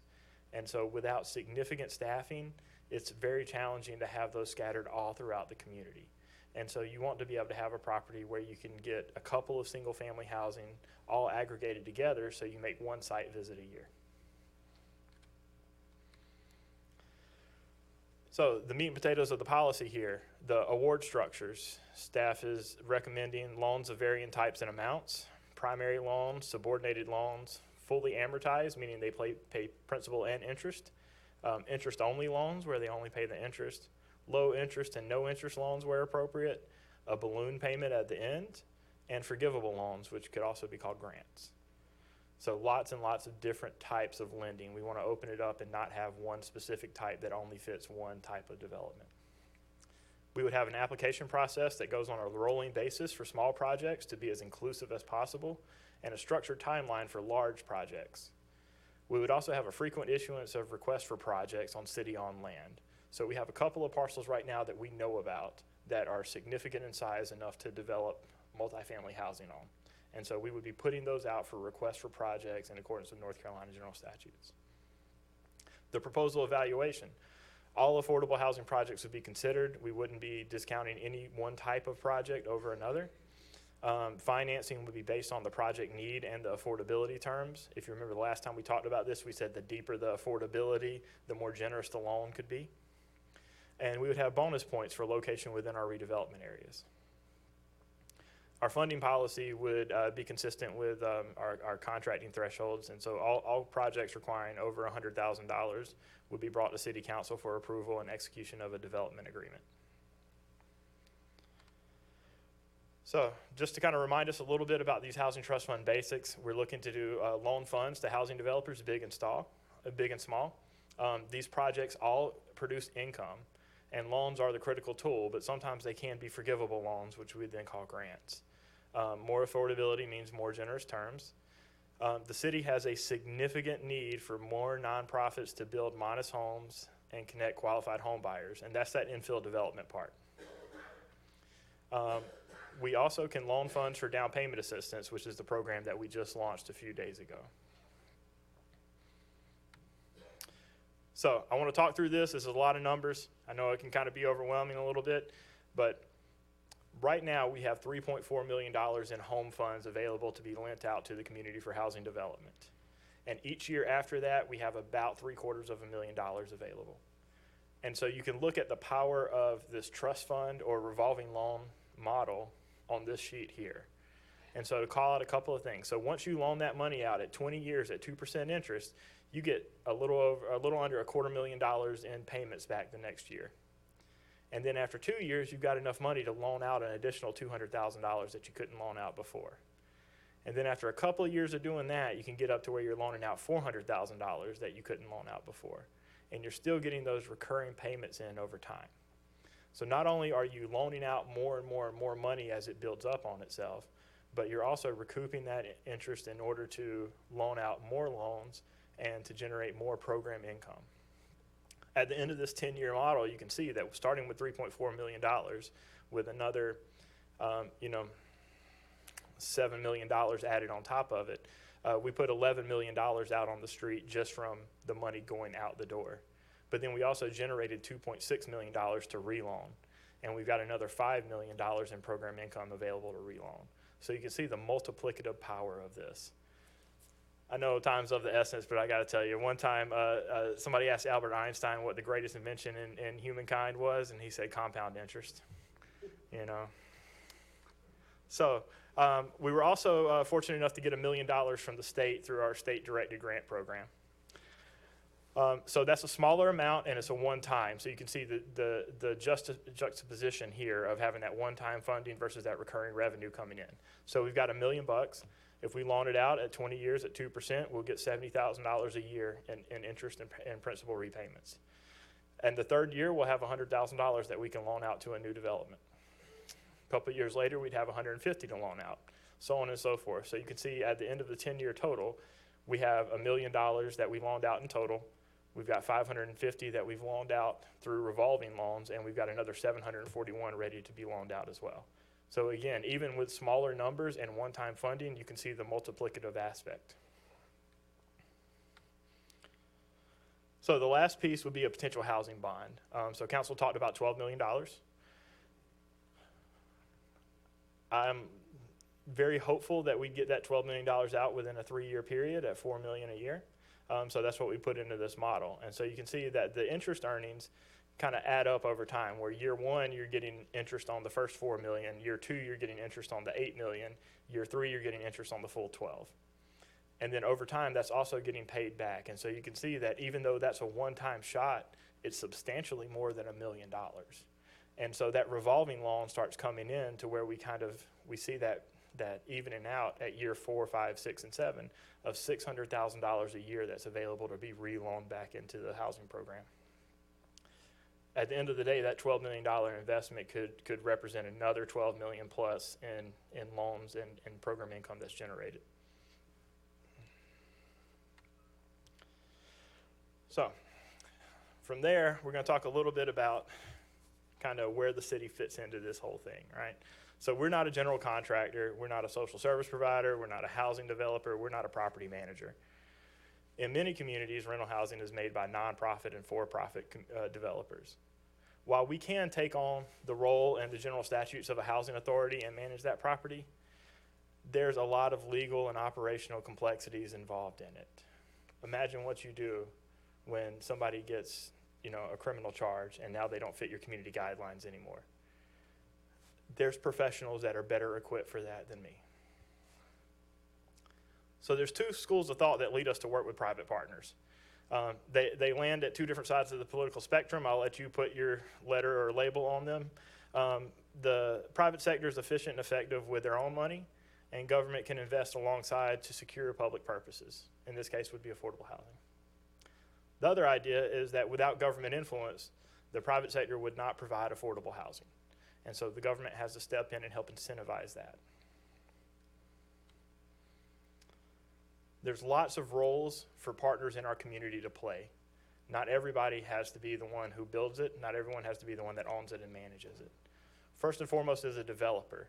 This is a connector. This is someone who connects the money, which some can come from the city, with someone who owns property, with someone who's capable of building the place, with someone who's capable of running the place.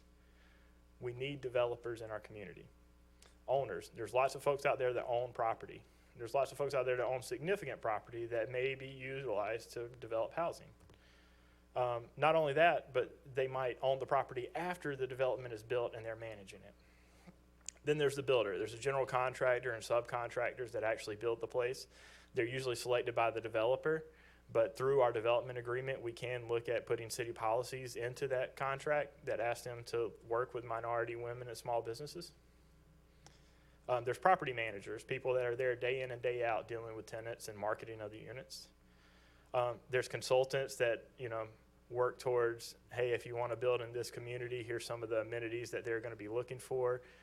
Becomes that person who speaks for the community. But then there's also people that do market assessments or navigate the tax credit programs, or help set up the management, ongoing management companies. There's a program manager, which generally means like social services or case management. So that would be something along the lines of our permanent supportive housing type things that we talk about, where somebody would have to come in and work with them like a social worker and help those tenants to succeed long term. And then there's lenders, right? There's banks, there's the federal government, and the city. We are the ones who make the money available to create that project that then produces some level of income to pay back that money.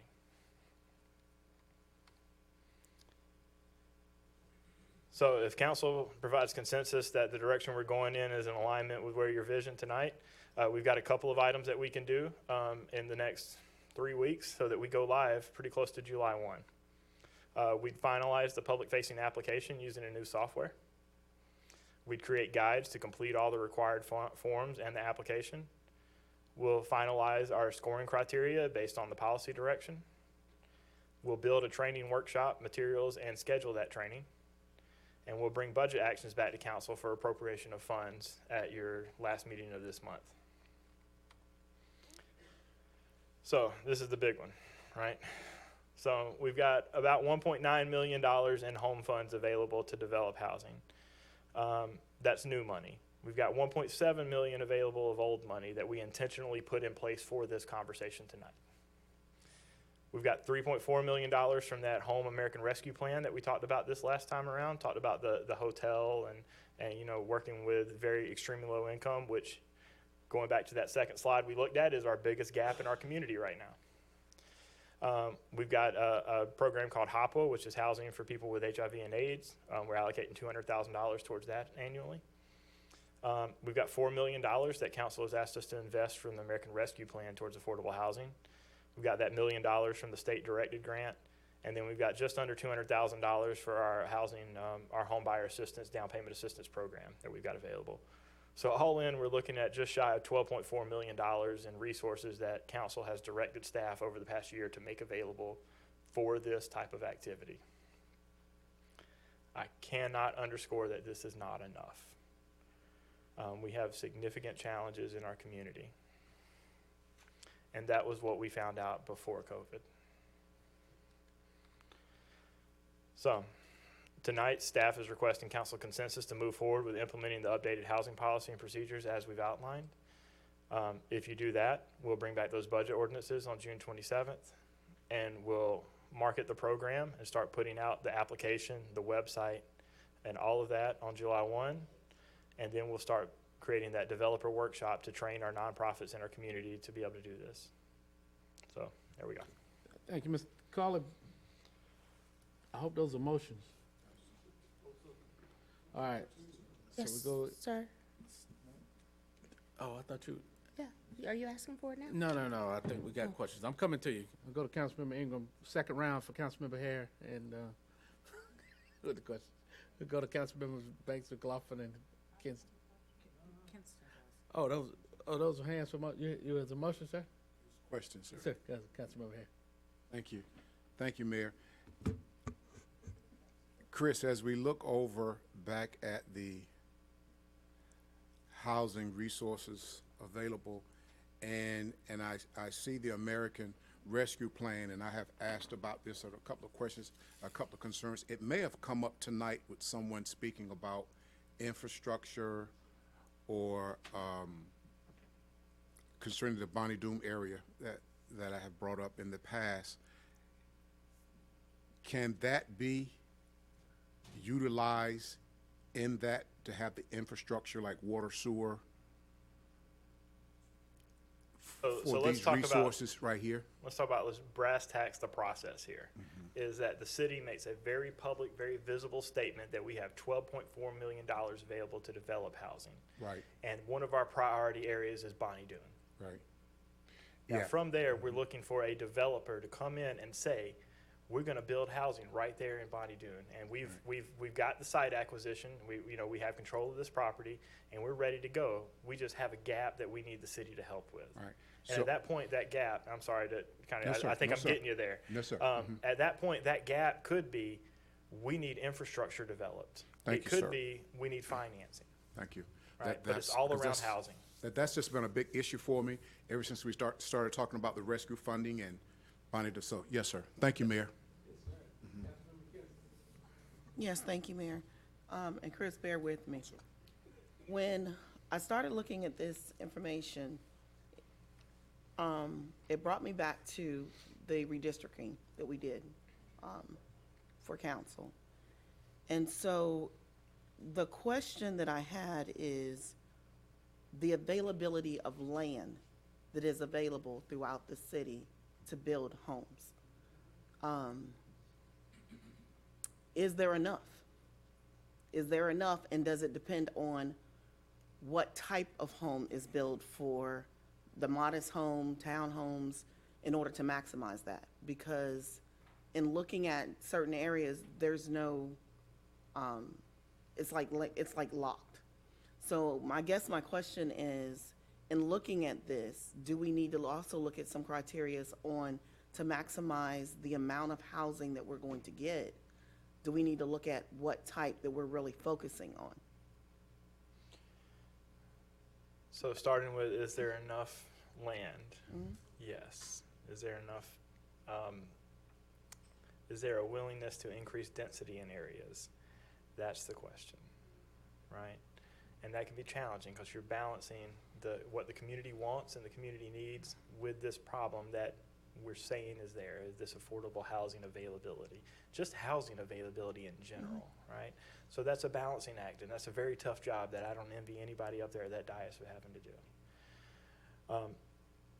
That's where some of that missing middle kind of comes in, where you look at, do you put one family in a single family house, or do you put two families in a duplex, or four in a quadplex?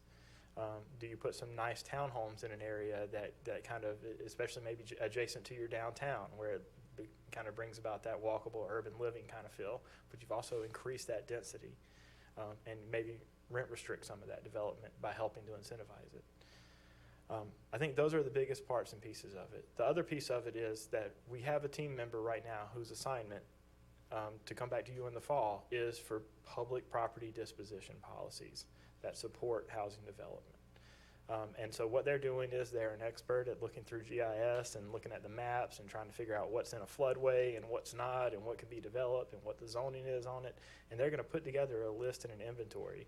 And then if council is interested, we'll put together a policy and put that list and inventory out to the public, to these developers, just like we were doing everything else, to say, hey, these are the lots that the city and maybe other public agencies, if they're interested in joining on to that policy, have available.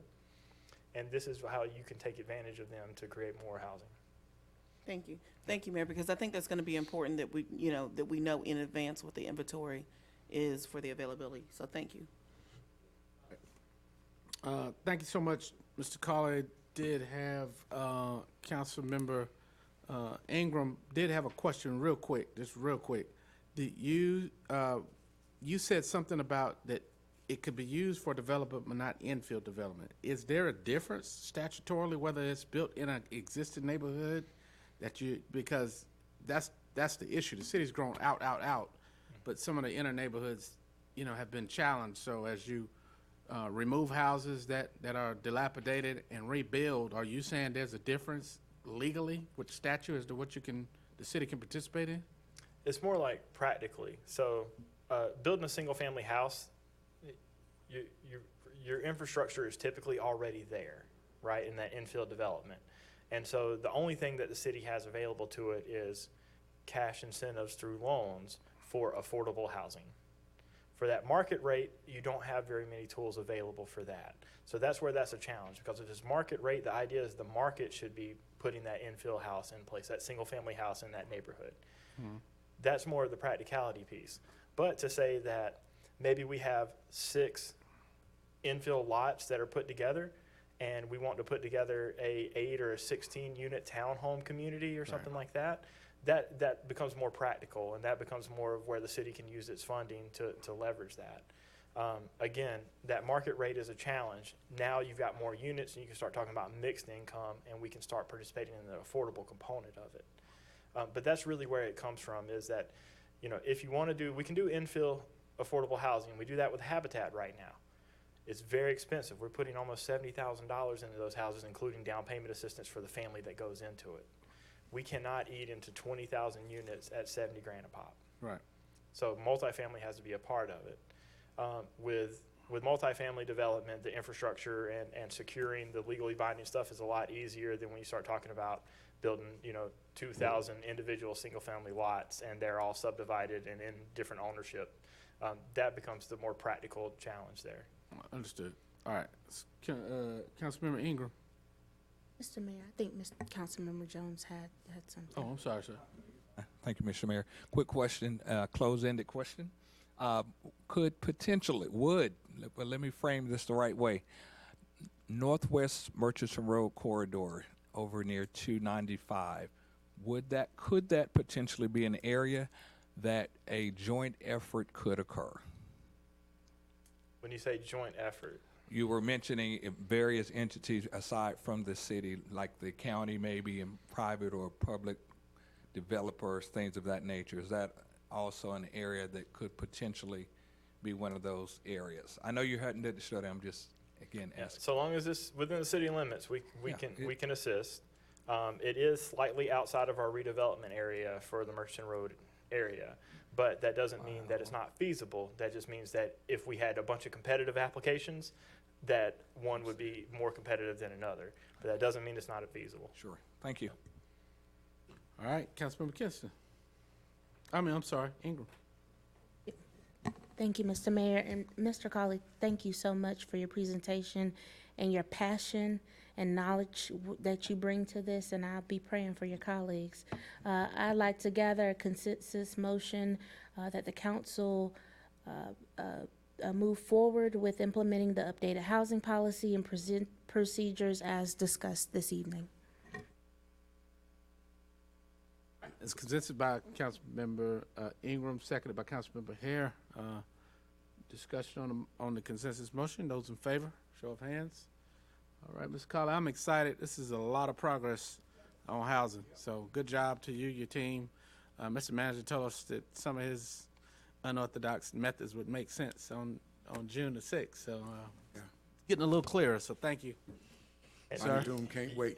Yeah, you'll see more coming out July 1. Let's get the money on the street. You got it. Yes, sir.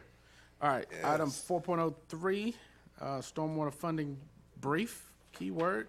Hey, sir, how you doing?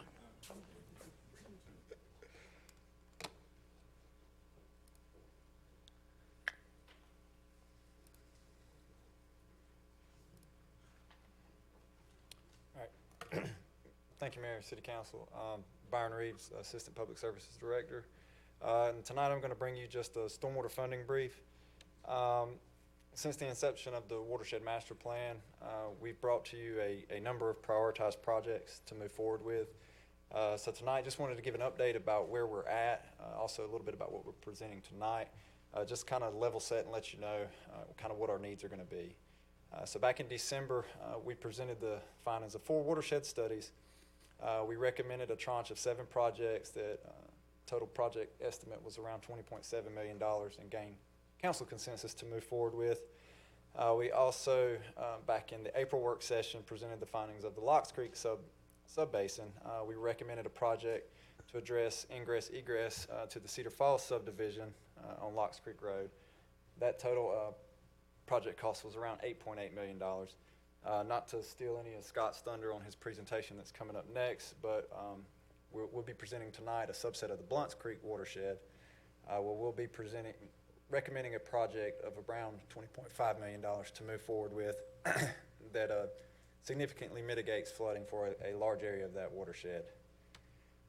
Altogether, since December, staff's recommended moving forward with $50 million worth of stormwater improvements to date, which is an unprecedented stormwater investment into our community. So to kind of briefly go through this, again, the first tranche of projects in December, we have the design for those 7 projects around $2.6 million. We're already underway with funding them from monies from FY21 and FY22. We'll need in FY23 $1.7 million to complete the design of the projects. The schedule, we are already underway on design of several of those projects, and all 7 projects will be shovel ready by January 2024. So what does that equate to? Our funding needs in fiscal year '24, we will need approximately $20 million revenue bond to construct those projects. Moving on to the Locks Creek proposed project, again, design estimate, we had around $800,000, which I have an asterisk there. We had that money budgeted in FY '22, although it's not been appropriated yet. We also, due to some staff limitations, have some project management programmed in. Again, if we assume a start date of September of 2022, 24-month design period, this project will be shovel-ready in September of 2024. FY '25, we'd need a $10 million revenue bond to construct. Tonight, you'll see in the next presentation, we're proposing improvements to Russell and Person Street. We had always budgeted $800,000 and $900,000 in '23 and '24 for Blunts Creek watershed projects. Again, staff limitations, we'll have project management programmed in as well. If we assume a start date of September 2022, a 42-month planning and design period, that project would be shovel-ready in February of 2026. So in fiscal '26, we'd need another $20 million revenue bond to construct. So just kind of some budget impacts. To deliver the projects presented thus far, the construction will obviously need to be funded by securing revenue bonds once the projects are shovel-ready. The revenue bonds will have annual expenditures for principal and interest payments, and our current projections show the need for a future rate increase to sustain this level of stormwater project delivery. These are approximate numbers into our funding model. You can see as we program in the design fees, program management, and then bond principal and interest, you'll see in FY '27 your stormwater fund balance is in the red, which lends itself to a possible rate increase for fiscal year '26. Some additional considerations. What we presented on the slide before is just focused on design and construction of the recommended projects that we've brought to you thus far. It does not take into consideration potential funding needs for staffing needs or additional program management. It also doesn't take into needs for additional watershed studies, projects that are generated from additional watershed studies. Again, we've brought to you 4 watershed studies thus far. You'll see a portion of Blunts Creek tonight, the remainder of Blunts Creek in the fall, but we're doing other watershed studies in Beaver Creek 1, Beaver Creek 2, Cross Creek, which is the main conveyance into downtown, as well as some other watersheds as well. So it doesn't take into account any projects that may be generated from those watershed studies. It also doesn't take into consideration potential grant matches. Normally when you apply for a grant, you kind of set aside what the match would be. So for instance, right now we have a grant application in for Wayland Drive. Well, we have budgeted the city's portion for that if we're awarded that grant. So it doesn't take into consideration the grants that we're going to pursue. It also doesn't take into account any additional council stormwater initiatives that you as the council want to undertake over the next several fiscal years. So just wanted to bring that to you, that what we've shown you thus far is just for the design the design and construction of the recommended projects thus far. Just the staff recommendation for tonight, we just wanted council to accept the staff summary that informs the proposed watershed projects to date cannot be constructed without the issuance of revenue bonds and a future rate increase. So just wanted to kind of put it out there for your information. And that's it, and I'll take any questions on it. All right. Councilmember Wright. Thank you, Mr. Mayor. And since you mentioned about the Wayland Drive, and I appreciate all what I see in this presentation for stormwater, because it's very important. And I know it's a long, drawn-out program and project. But Wayland Drive, you mentioned about the grant. The only question I have is when can we look for the grant award to be announced, if we receive that or not, and how long, if it's If it's received? based on last year's funding cycle, we should find out late June, early July. So a month. A month to 2 months. Yep. Next year? No, This year? this year, yes. Oh, okay. Thank you. That's all I got.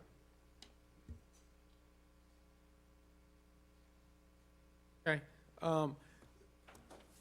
Byron, this is great. So the Watershed Studies basically study a certain part of the community. We did a overall city instead of it's onesie twosies that council was doing in previous years.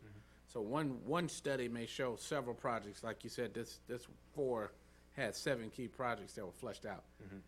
When you do the study to identify it, then you have to still go in and do another 3 years or 2 years worth of design work before it's ready to be constructed. This gets into the detailed design. So it basically what is done in the watershed study is a planning level study, and then you go out and do detailed survey and design. So, for instance, when they're doing the watershed studies, they have survey information on all stormwater infrastructure.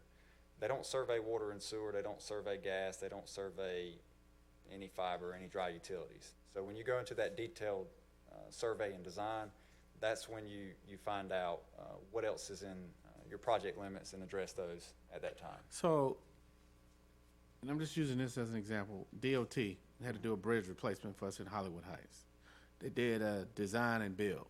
Normally that was a 2-step process. Get somebody to design it, bid it out for somebody to build it. It cut down on the amount of time tremendously to get somebody to design and build it. With these studies, if they're out there marking off stormwater infrastructure, what would it cost, or would it be practical for them to find and locate the other infrastructure so you're not paying another engineer to come behind this study with time and money? No, it wouldn't, because a lot of the project areas that we're looking at now won't be constructed until years later. There could be utility changes. There could be additional utilities there. So the survey, when you're doing detailed design, you want the most up-to-date surveys you've got. So you don't want to rely on survey that could potentially be several years old. All right, Councilman Dawkins.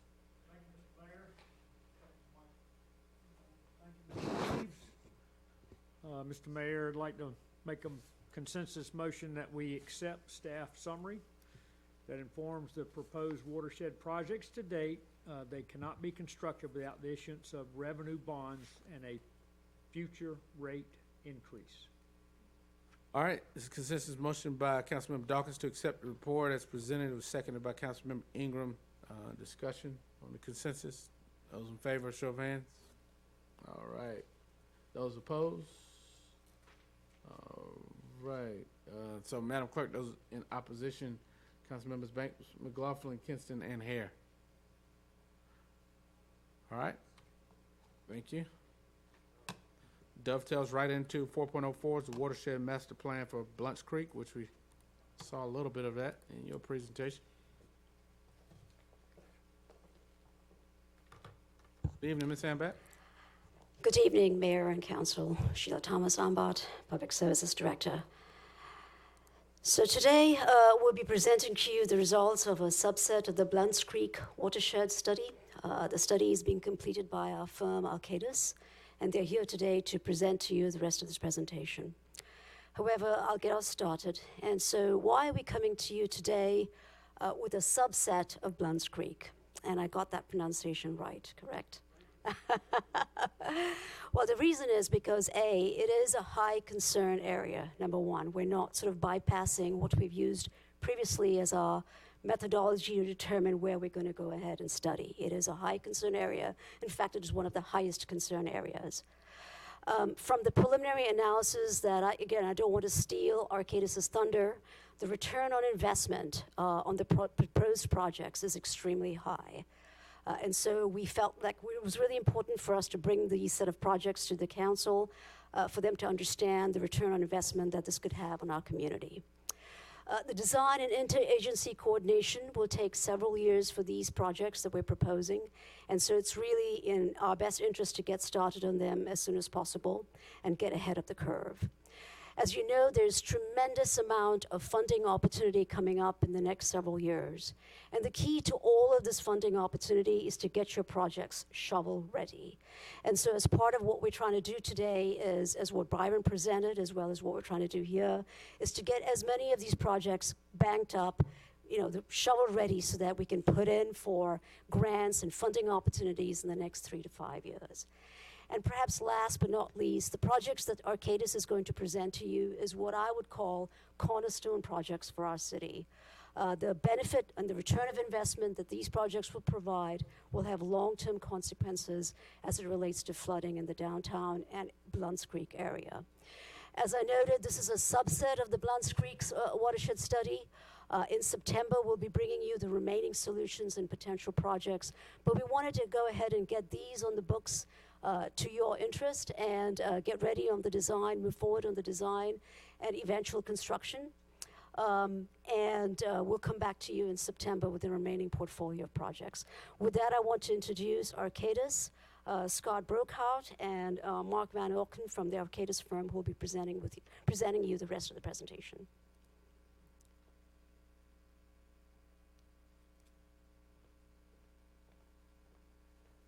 Thank you, Sheila.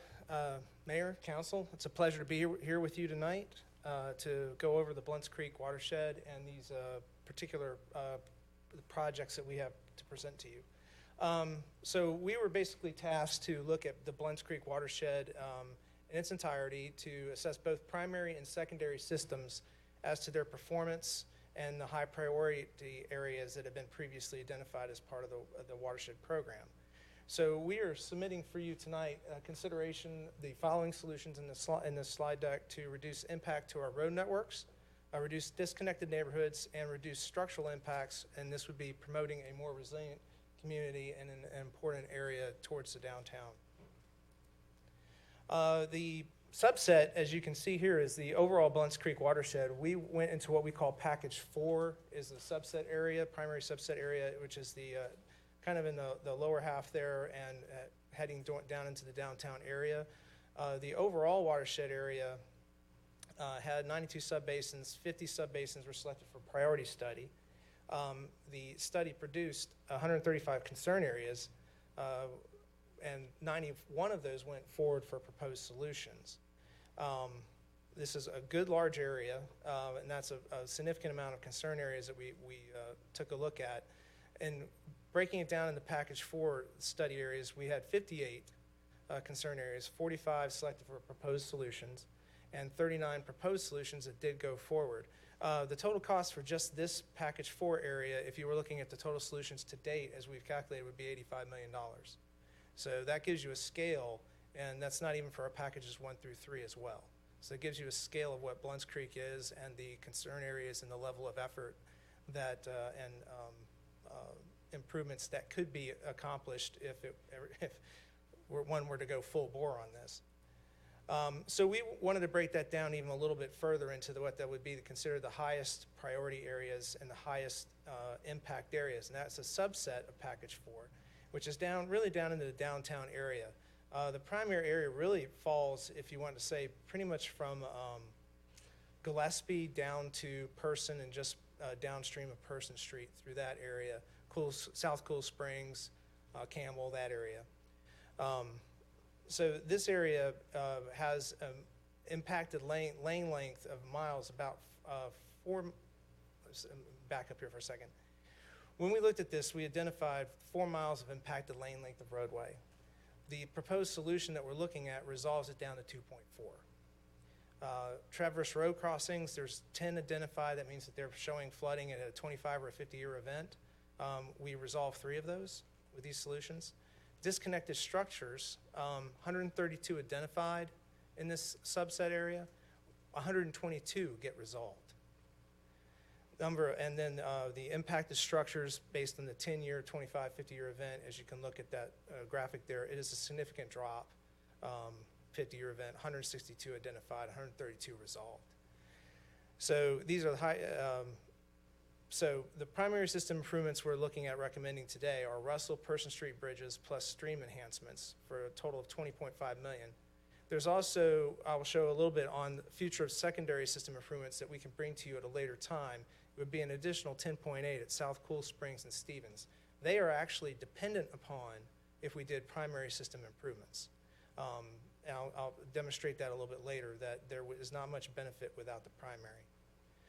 So our primary system analysis. This gives you an overview of the existing conditions for Blunt's Creek today. The blocked out areas are our high concern areas and our high priority areas. This is an inundation map. It is detailing for you all the various storm events up to the 100-year event. And this is showing the inundation for both primary and secondary systems. So you can see quite a bit of the downtown area is this being Russell here in person. This is quite a bit of flooding impacting a lot of citizens and a lot of road networks and the infrastructure within the city. And this has been somewhat validated by historical measurements on it as well. The recommendations. The primary recommendations are, one, to take Person Street. It is currently a single-span 50-foot-long structure. We would like to upgrade that to a 70-foot-long structure and pull back the slopes a bit and open it up. Russell Street would also be upgrading the 2 roadway bridges from 100 to 120 feet to a 3-span structure from a multi-span structure. The railroad bridge in between that is owned by CSX would also be upgraded to 120 feet to match. Then we are also looking at a improvement along the stream from downstream of Person Street all the way up to Cool Springs, about 4,000 linear feet, of opening up the floodplain, making modifications to the stream profile that would just open it up in general to provide more flood relief and also provide an opportunity for an enhanced stream and an improvement to the stream corridor. So this shows once again the existing condition inundation map prescribed by how these watershed studies have been presented to you previously, showing the various storm events and the various levels of service for structures in the area as an overall picture of this subset of Phase 4 and the Package 4. This is the existing, and then when we click over to the proposed, you can see in this downtown area, and I can go back one slide, go back and forth. You see the area flooding in the close to the downtown area here, and then with the proposed, we've removed a significant amount. The performance levels of service for the structures and areas has improved tremendously. A little bit more direct zeroing in on this area. This is the solution area between the two. You can see a dramatic reduction in flood inundation on the road crossings, the disconnected areas, and the structures between the two subsets. We will eliminate 2.4 miles of impacted lane length. 3 road crossings will be restored to being traversable. 122 disconnected structures will be eliminated. We are also reducing the floodplain area in a good amount. When you starting at the 10-year storm, 23 acres. By the time we get up to the 100-year storm, we're reducing the floodplain area by 136 acres with these improvements. So this solution also intersects with 10 concern areas that will be impacted in a positive way by the reduced flood impacts. So without even having to do additional improvements in some of the concern areas, just doing these single projects and reducing the flooding on blunts will have a positive impact in the secondary systems that they're adjacent to.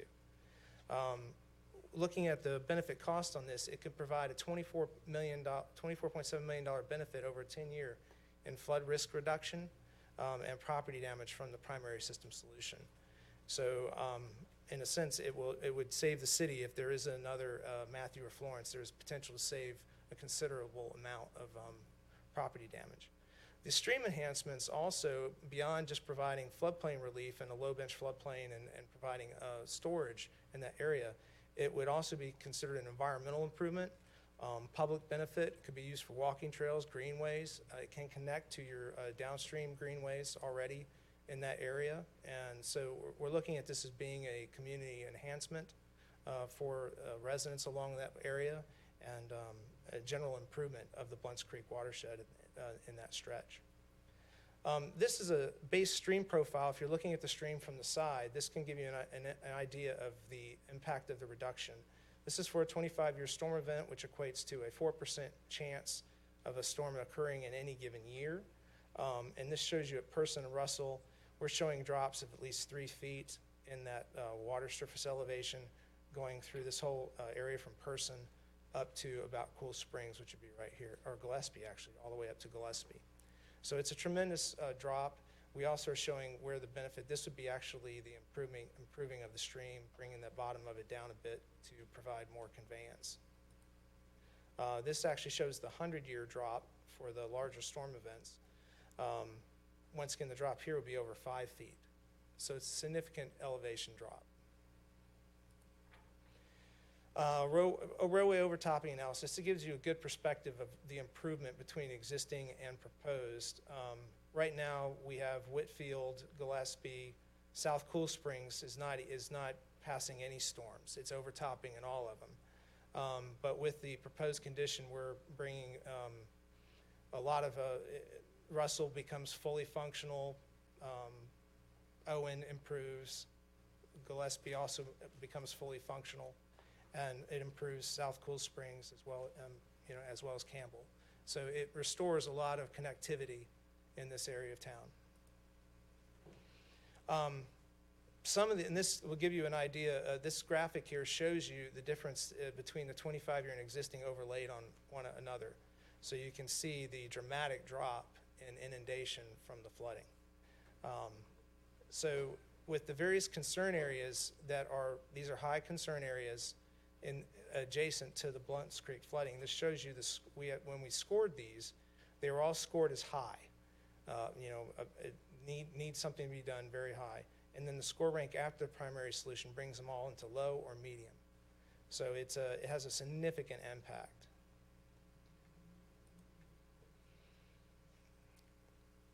And this is a similar, the same comparison, but showing it with the 100-year event, so you can even see the larger impact between the current flooding and the reduction in the proposed flooding. And one of the things that's interesting about this, we really were impressed by, was that we don't have to go into the secondary areas like this BLNCA 131. We don't have to go here and do anything. If we make these improvements on Blunt's Creek, no further improvements to the secondary systems would be required. So without doing that, you could do the improvements, but it would still not have much of an effect in a large flood event. And that's actually what this demonstrates here. The slide on the left, the portion of the left here, is showing you what this one area is under the current flooding. We analyzed it, and we're like, if we upsize these pipes, if we do what we can do here, it had virtually no impact. But if we reduce the flooding on Blunt's Creek, it opened it right up, and we didn't have to do anything. So it was, and this is affecting multiple concern areas. So it's a lot of bang for your buck here. We also did a downstream impact analysis. Often when you do these kinds of improvements, you open up bridges, you open up river systems and things like that, you can increase flow going downstream, and you may create a burden on someone downstream. So we went in and took a look at that, and the results showed that there would be small increases in water surface elevation, less than 0.04 feet in the 25-year, and small increases in velocity downstream. Downstream of this, there is not much going on as it goes all the way to the confluence of Cross Creek, and the stream improvements could be handled in a way that it would mitigate any increases that would occur. Challenges. There would be some challenges with this. Environmental permitting concerns are there. We would have to consult with and coordinate with NCDOT, the Corps of Engineers, FEMA, DEQ, and U.S. Fish and Wildlife to get appropriate permits and everything to do the work in the stream and to change the bridges. Potential permits, 414 for water quality certification and wetland stream impacts, post-construction stormwater permit. Blunt's Creek is what is referred to as a 303D or impaired stream, so it does have special requirements. Erosion sediment control through the state. A FEMA conditional letter of map revision and letter of map revision would be required for this. And we would have to go through the NEPA process for permitting roadway improvements and the stream. So we would, the stream work. So we would have to seek a categorical exclusion, which is pretty typical for an NCDOT bridge project. We also need to coordinate with CSX Transportation on the railroad bridge replacement. They require frequent engagement. We have started that engagement. We have reached out to CSX. Arcadis has a good standing relationship with CSX. We have been their primary consultant in the past, and we are utilizing those connections as best as possible here. So CSX would provide reviews through their general engineering consultant, and they would most likely conduct construction engineering inspection throughout the phase. So we would have to just work with them on that. This CSX may desire the city to cover costs. We need to discuss with them the benefits to them as to how this project would work. So we are reaching out, as mentioned, we are reaching out to them. And we are pre-qualified to work with both NCDOT and CSX moving forward. We have all the pre-qualification codes with NCDOT. And we have also started discussions with NCDOT and brought this to their attention. Additional benefits. Russell and Person are long into their useful life. Russell's hit 73 years, Person's at 58. They will need to be replaced in the future regardless. Similar, and same with the CSX rail bridge. It is, it's not in the best shape, but it's still functioning. Russell is designated as functionally obsolete by NCDOT with their bridge inspection program. It is also a narrow bridge, so it has a safety concern there to the public. So replacing the bridge will improve the overall safety of the corridor. New structures will allow for addition of designated bike lanes and pedestrian pathways. That could be put into the design itself, especially at Person. It could be done to match the streetscaping that's already there, which would then allow for the connection to further streetscaping to the east. And we could allow that, put that into the Russell design as well, so that it could allow for future improvements. Existing stream banks and retaining structures along blunts and near these bridges, they've had failures. We've seen this in our investigation. Banks have fallen in. There are retaining walls in that area that have collapsed. So there's infrastructure that's already failing. The stream is already showing degradation due to time and urbanization. So this would allow for the stream to reestablish itself and go back to a more sustainable position with a project of this nature. So the overall, this would add to further promote a sustainable and resilient corridor, and that is something that we really are support. The costs for this, right now we have an estimate showing Person Street improvements at about $3.7 million, Russell Street and the railroad at about 12, and the stream enhancements at about 4.7. So a total cost of 20.5 million. Schedule for that, planning and environmental documents, railroad coordination, all that would up front take about the first 18 months or so.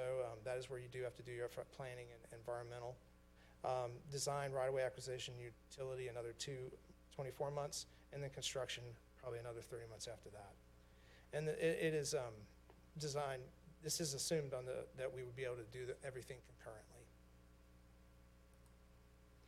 We did run a benefit cost analysis based on a standard FEMA procedure and application against the 100-year event, and it did show a significant benefit. This is where the 24.7 million came in.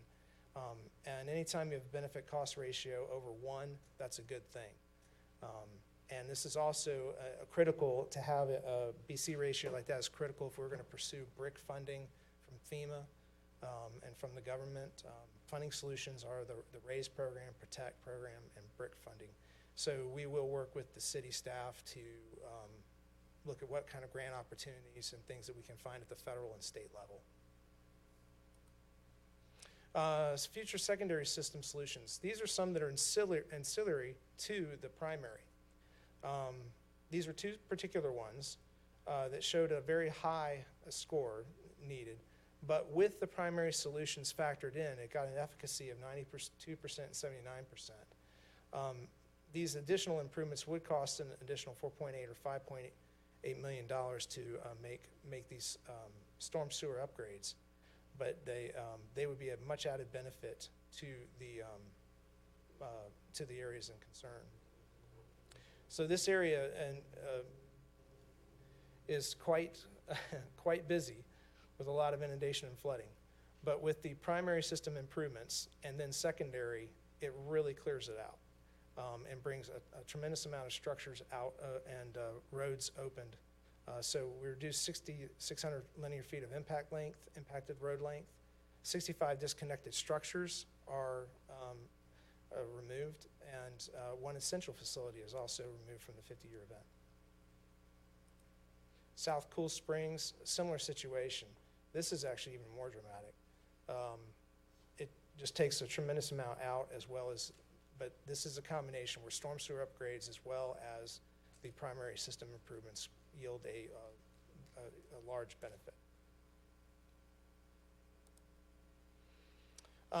Wanted to also show you what happens if we can, in a situation where we cannot make an improvement at this time. We are looking at other solutions further upstream, but this is up by Delaware Street. This was one of those where we looked at storm sewer improvements. We did all we could do, but because the primary system flooding is so persistent and so heavy that even with a full suite of options on the storm sewer improvements, we had virtually no change.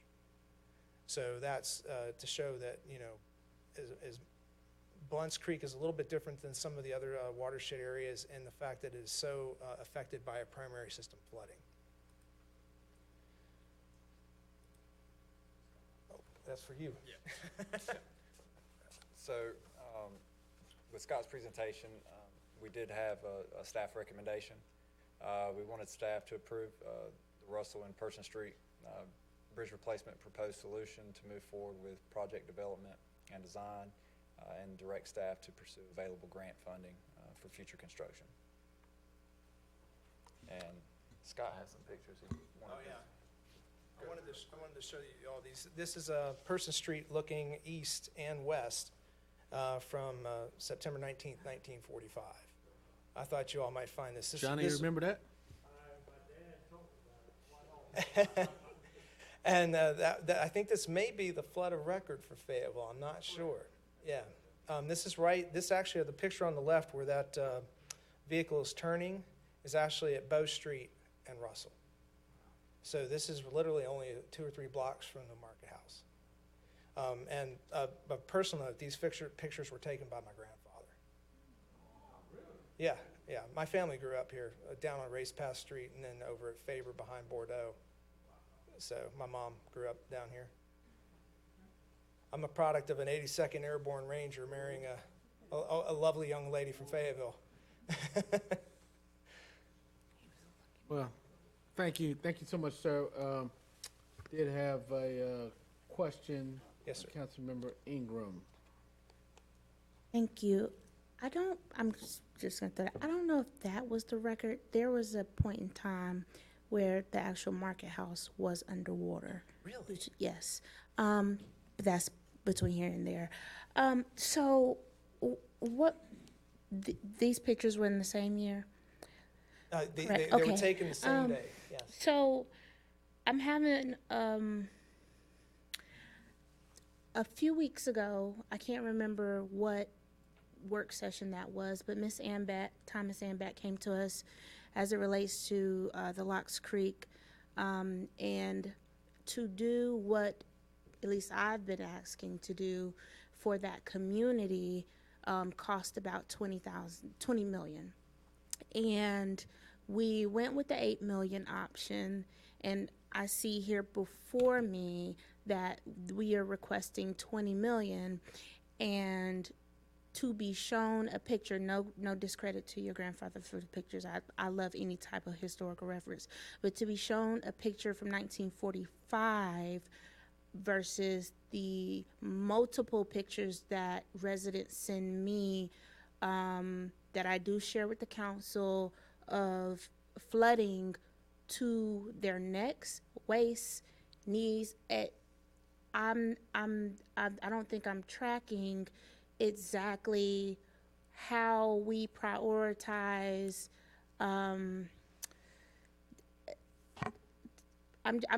really trying to get the prioritization of the direct residents and question the concerns that we've had for their flooding, and then we look at downtown, and I get it, it's downtown, it's an economic driver, I get it, but our citizens pay taxes to live here as well. So I just wanna get the understanding of, at least help me understand if this helps Locks Creek or, you know, other areas. Oh, Wilmington, definitely Fuzz. I know we put some funding there. So I just really want to better understand that. Well, we do have a follow-up to the presentation we had a couple months ago. That's the next presentation, where we've come back to you about the recommendations from staff regarding the 8 million versus the 20 million or the 40 million. Regarding prioritization, we have a prioritization method. In other words, based on the proposed solution, what effect does this solution have on the flooding concern? And what we're showing you here is that for 20 million, you can remove hundreds of structures, you can remove several miles of roadway flooding, you can impact an emergency shelter, you can also remediate disconnected structures for 20 million.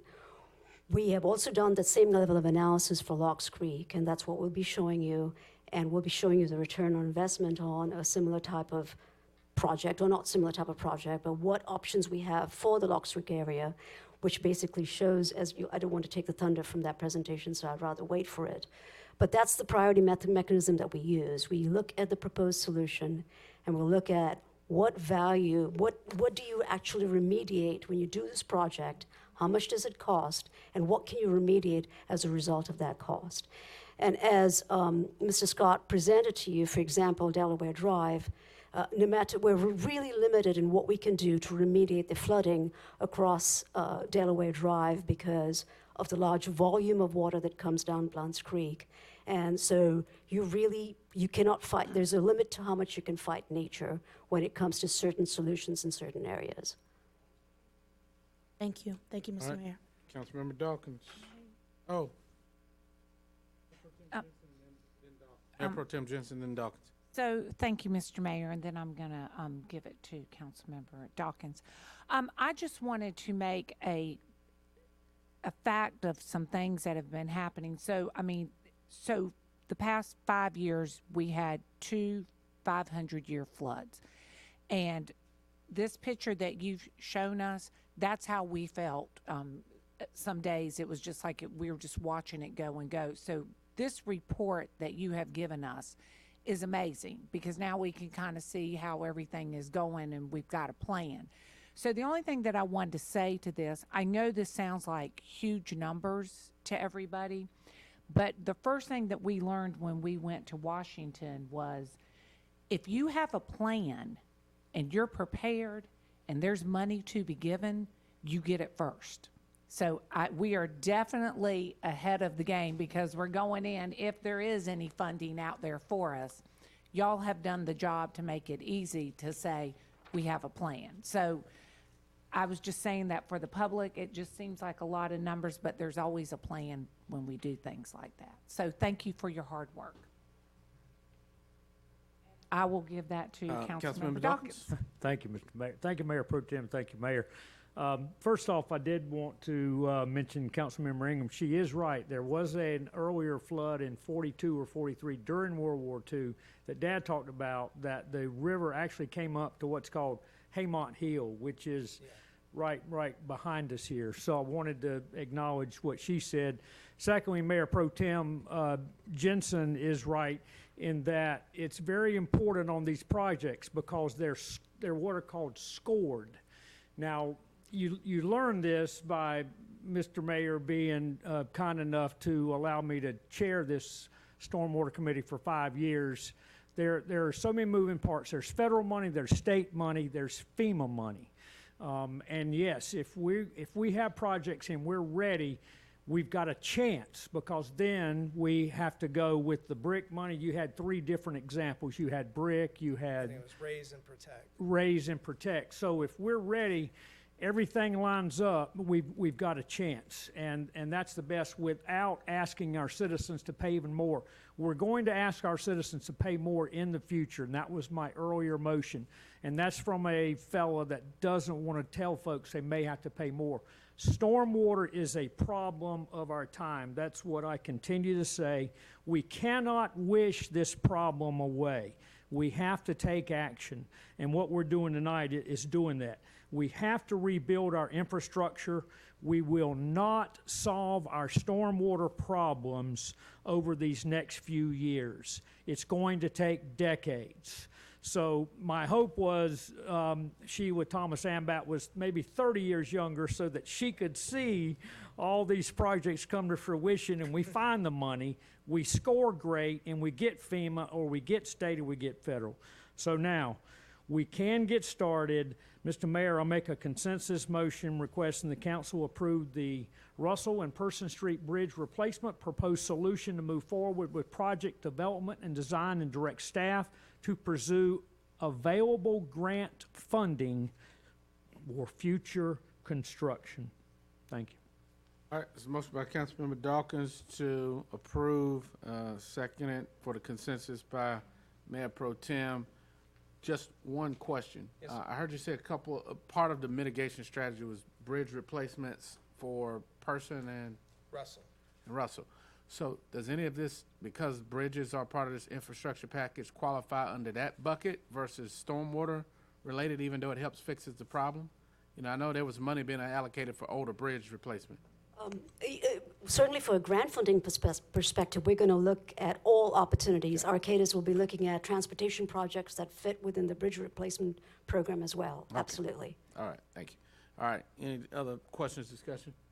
Those in favor, council, show of hands for those in favor of the motion. All right, Madam Clerk, it's unanimous. Motion carries. Thank you, sir. Thank you for your pictures and Thank you very much. your information. All right, item 4.05, Locks Creek proposed solution follow-up. I think this was kind of broached a little bit in the previous conversation, but Mr. Reeves, you'll clear it up, I'm sure. All right, so I'm going to give a brief introduction and then turn it up to Gordon Rose with Gradient, whose firm was part of the team that did the Watershed Study that looked at the Locks Creek sub-basin. So I'll run through this April work session recap real quick because we did just discuss it. But there's several issues in the Locks Creek area. You have street flooding on L.A. Dunham and Carriage Road. You have street flooding on Pasture Lane and Windmill Road. You have street flooding on Locks Creek Road. You also have street flooding on Whiskey Run, Turkey Run, Bombay Drive, and the homes on Bombay Drive and Turkey Run have less than a 5-year level of service. We looked at secondary system improvements on Pasture Lane and Windmill, secondary pipe system on Locks Creek Road and Bridgerton Ray, culvert expansion under Locks Creek Road, and increasing the road height on Locks Creek Road. We had a project estimate of $8.8 million for this project that addressed the ingress-egress for the Cedar Falls community. The April work session, council did provide us consensus to move forward with that. Back to the April work session when we looked at the primary system, that primary system improvement included all of your secondary system improvements, but we also discussed construction of a levee wall. There was significant property acquisition to facilitate levee construction, pump stations. So we had a $45.4 million project estimate for that, and the guidance given to us at the April work session was to kind of get more information on the feasibility and the actual design costs to see if it made sense to pursue design of this kind of in a parallel effort with the project council gave us consensus on. So with that, I'll turn it over to Gordon Rose with Gradient for a deeper dive into the levee option. Thank you, Byron. Mayor, members of council, good to be here. One of the things you asked us to look at was a levee system to protect the Locks Creek neighborhood. And this is just a very, very rough drawing of what a levee is. It's nothing more than a wall between the river and houses. The wall can be made of any number of things, but typically it is an earthen structure. Now, as you can see from this one, you can't just build it like that because the water would go around and still get to the houses. So what you have to do is continue the levee around the area until it meets back with a natural elevation. You're in essence creating a bathtub there between the river and the homes or the area you're trying to protect. This is an example of a levee system down in Lumberton. This is along the Lumber River. And I'll show you this just to get some perspective of the size, the amount of land it would take. because you have to have a certain width on the top, you have to have certain flatter slopes so you can maintain it. So it takes up a lot of land depending upon the height of the levee. And this levee did indeed breach back during Hurricane Matthew, so it still can breach depending upon the height. Now, FEMA will only recognize the flood hazard and risk mapping efforts of levee systems that meet their standards. One of those standards, the key one in this situation, is you must provide a minimum freeboard of 3 feet above the water surface elevation of the base flood. That is, the top of the levee must be at least 3 feet above the 100-year flood elevation. Now, this is an area looking at a slide looking at the Locks Creek area. The base flood elevation, the dark blue is the floodway, the lighter blue is the 100-year flood elevation. The base flood elevation is roughly elevation 87, which means the top of that levee would need to be about elevation 90, or 3 feet above. The red line represents a rough idea of where that levee could be constructed. The endpoints are where it meets elevation 90. Every other place along that route is below that elevation. So it would have to be built up to there but tie back in. I've shown here roughly 3 different pump station locations. That's just schematic at this point, trying to estimate roughly where we might need them.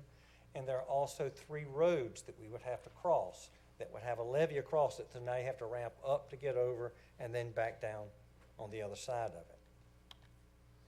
The total length of that levee is about 6,800 linear feet. It would range in height from 3 feet near the end to as much as 10 feet.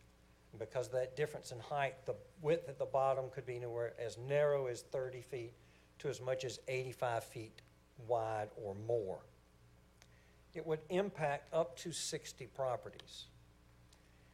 I'm estimating that you would probably have to purchase at about 35 houses, and that's variable, and I can go into that if you need to. As I mentioned, there would be 3 road crossings we'd have to address, up to 3 pump stations. Each pump station would be powered by electricity, but have to have a standby diesel generator in case the power goes out. Those would have to be maintained on an ongoing basis.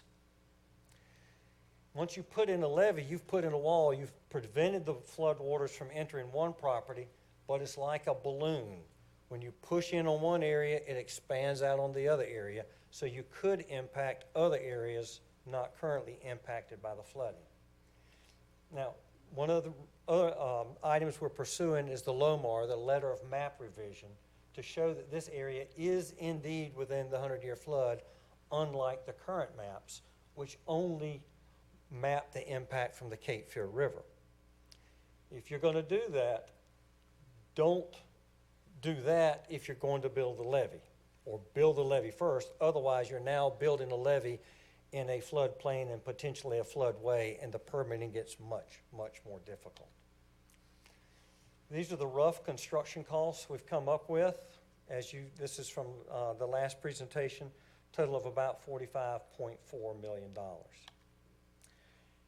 Right now, we would not recommend pursuing the levee option just because of all of those different impacts. Question to Byron? Okay, so kind of when you look in our stormwater financial model, we had programmed but not appropriated about $800,000 in FY24 for design services in the Locks Creek. That was for that $8.8 million option that council approved in April. If you look at the design cost for the levee option, you would need an additional $7.2 million in soft costs. This is fiscally challenging. Moving forward, if you wanted to move forward with the design of this levee system, it will result in a negative fund balance each year for the forecasted 5-year financial model. And it would really hamstring your ability as a stormwater program to do any other initiative that you wanted to do. So now we'll look at the staff recommendation and our council request.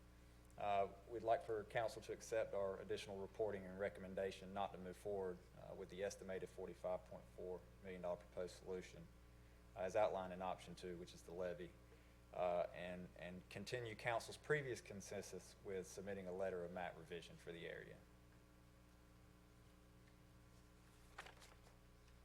right, and I do have a question from Councilmember Ingram and then Dawkins. Thank you. So I'll start off with the map brief. I thought that the maps were redrawn and that Fox Creek was included. As a part of our watershed study, this is what it would be, but that's only as a part of our study. FEMA does not have this information. That's where you would go through the letter of map revision. You would submit the data to FEMA. If they agree with it, then they would change their flood maps. And what I'm saying is, from what I remember, you all stated that FEMA did update their maps to include. FEMA's not updated their firm panel for this area. What we've presented to council in the past was a flood study with a recommendation for a CLOMAR or LOMAR. We have not submitted that CLOMAR or LOMAR, kind of twofold. One, you had a parallel effort of the Watershed Study, so we didn't want to bring a lot of people into a floodplain if there was a proposed solution that could eliminate the flooding out there. Secondly, if you go back in April when we recommended these projects, we also recommended to move forward with the CLOMAR. We've not moved forward with that because we wanted to bring this back to council because they wanted a deeper dive into that levy option. As Gordon mentioned, if it's council's prerogative to move forward with a levy option, we don't need to pursue a LOMAR. We don't need to change the flood maps because that makes it much more difficult permit-wise to construct. So if council takes our recommended action tonight and doesn't move and accepts what we've reported thus far from the Watershed Study and doesn't want to move forward with that levy option, we'll submit the LOMAR. Can you go back to page 12 with the map, please? So, and I don't know what type of impact this would have before, if the council decides to for you to send this map to. Last week, well, let me go back to last year maybe. I presented an option to do a moratorium for that area, and of course, due to some legally binding issues, we could not move forward with that. But that moratorium was for a piece of land that was for sale, and that piece of land has sold, and last week, they've begun to develop that land, and that is right where that it bends on Bombay. So if you could kind of move your mouse, come down a little bit, go to your left, go up a little bit, You're talking about right there. that area. All those trees are being taken down as we speak. And so I would want to know what type of impact, or would you have to resubmit, because I'm sure that would change. It may change or it may not, but those trees are no longer there. And so I would want to know, and what type of flooding impact would that happen, seeing that I was trying to present something that would stop that, but it is now happening. I don't believe construction there would impact what the proposed flood maps would be. But if there are homes that are built there, they would likely see impacts similar to other areas in that subdivision. Thank you. All right, before I go to Councilmember Dawkins, just to make sure I'm clear, let me recap this. Mr. Rose, how you doing? Good to see you. So we were given an option that said you could do a partial fix, I think it was $8 million. That was in your other presentation to show that as an overall strategy to be able to do some of these other things. Then it seems we were given another option in between this. I understand the levy was the larger, but wasn't there an option in between the $8 million and this $45 million? There was an option that included a bridge replacement, but I think what we showed was that you really didn't mitigate the impact for the houses because you have such flooding from the primary system that you can do all of those infrastructure permits. You're just battling nature and elevation. That for that $20 million option, it had a benefit cost analysis of less than 1, and I don't really think you had the benefit. You you still had people there impacted. You still had homes that flooded when you increased the bridge on Cedar Creek Road. And out of this $45 million model, I know portion of that was home purchases. Correct. How much of that 45 was for home purchases, roughly? I don't have that cost broken out. I'll have to go back and get that for you. Okay. You know, I'm like Councilmember Ingram. Goes back to the first flood of 15, I think. You know, and wasn't mayor, council member, wasn't my district, but it was just disheartening to see these folks in here bought a house, and then the houses flooded. Some of them were still under construction, and then they sold them, and then it happened again, and we were unable again to prevent permit issuance because it wasn't in the federal maps as a floodplain. So, unfortunate situation. I would be interested to know. This kind of swings the pendulum all the way to the other side. Of course, $45 million throws off the whole funding model of that's 90% of the $50 million you just presented, which has a lot of impact for minimal impact compared to that. Not every one of these is important, but I mean compared to two scenarios. But what I would be interested to hear, what does the purchase, the buyout look like for that? And then where does it stop? Are there, you know, even if you bought what's in the floodplain, you're telling me there's new construction still taking place. So how is it that you combat that without, you know, the $45 million option? I guess the $47 million. I think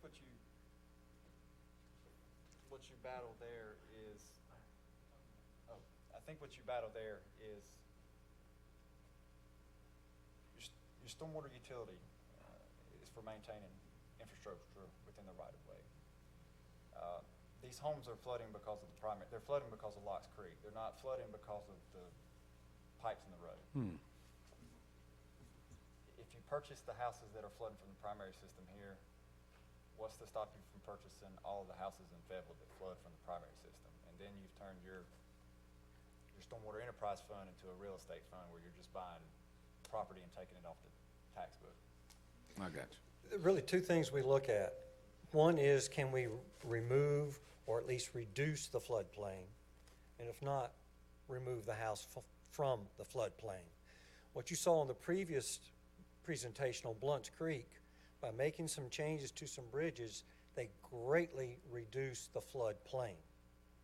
We looked at going from a double 10 by 10 box culvert, which is what's under NC 53 right now, to a 180-foot long bridge, and it dropped the 100-year flood level by about 6 inches.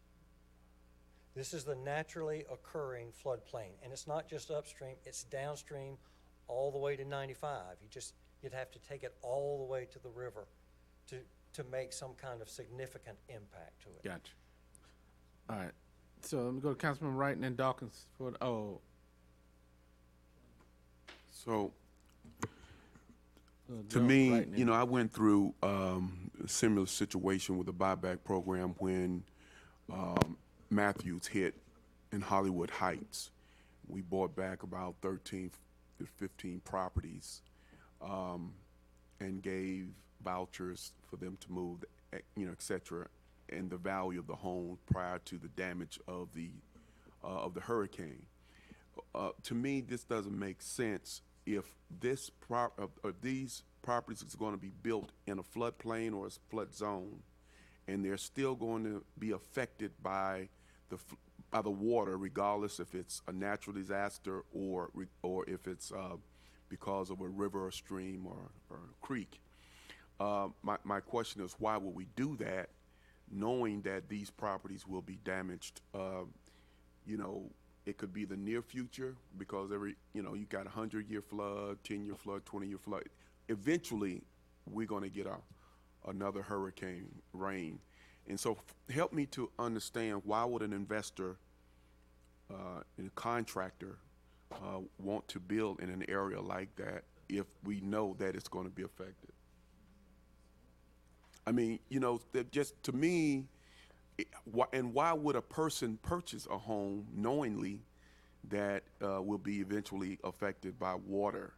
So help me to understand, why are we doing this? Because I think eventually all of these homes is gonna have to go in the buyback program if we cannot afford to fix the problem from a natural, perspective with, you know, underground storage or whatever we can do to do that. I know that's gonna be a lot of money. So as we calculate, is it worth it on the short term to say we did something, but on the long term we lose everything? Help me understand that. Well, I think our first response is the operative word in what you said was knowingly buy within a floodplain.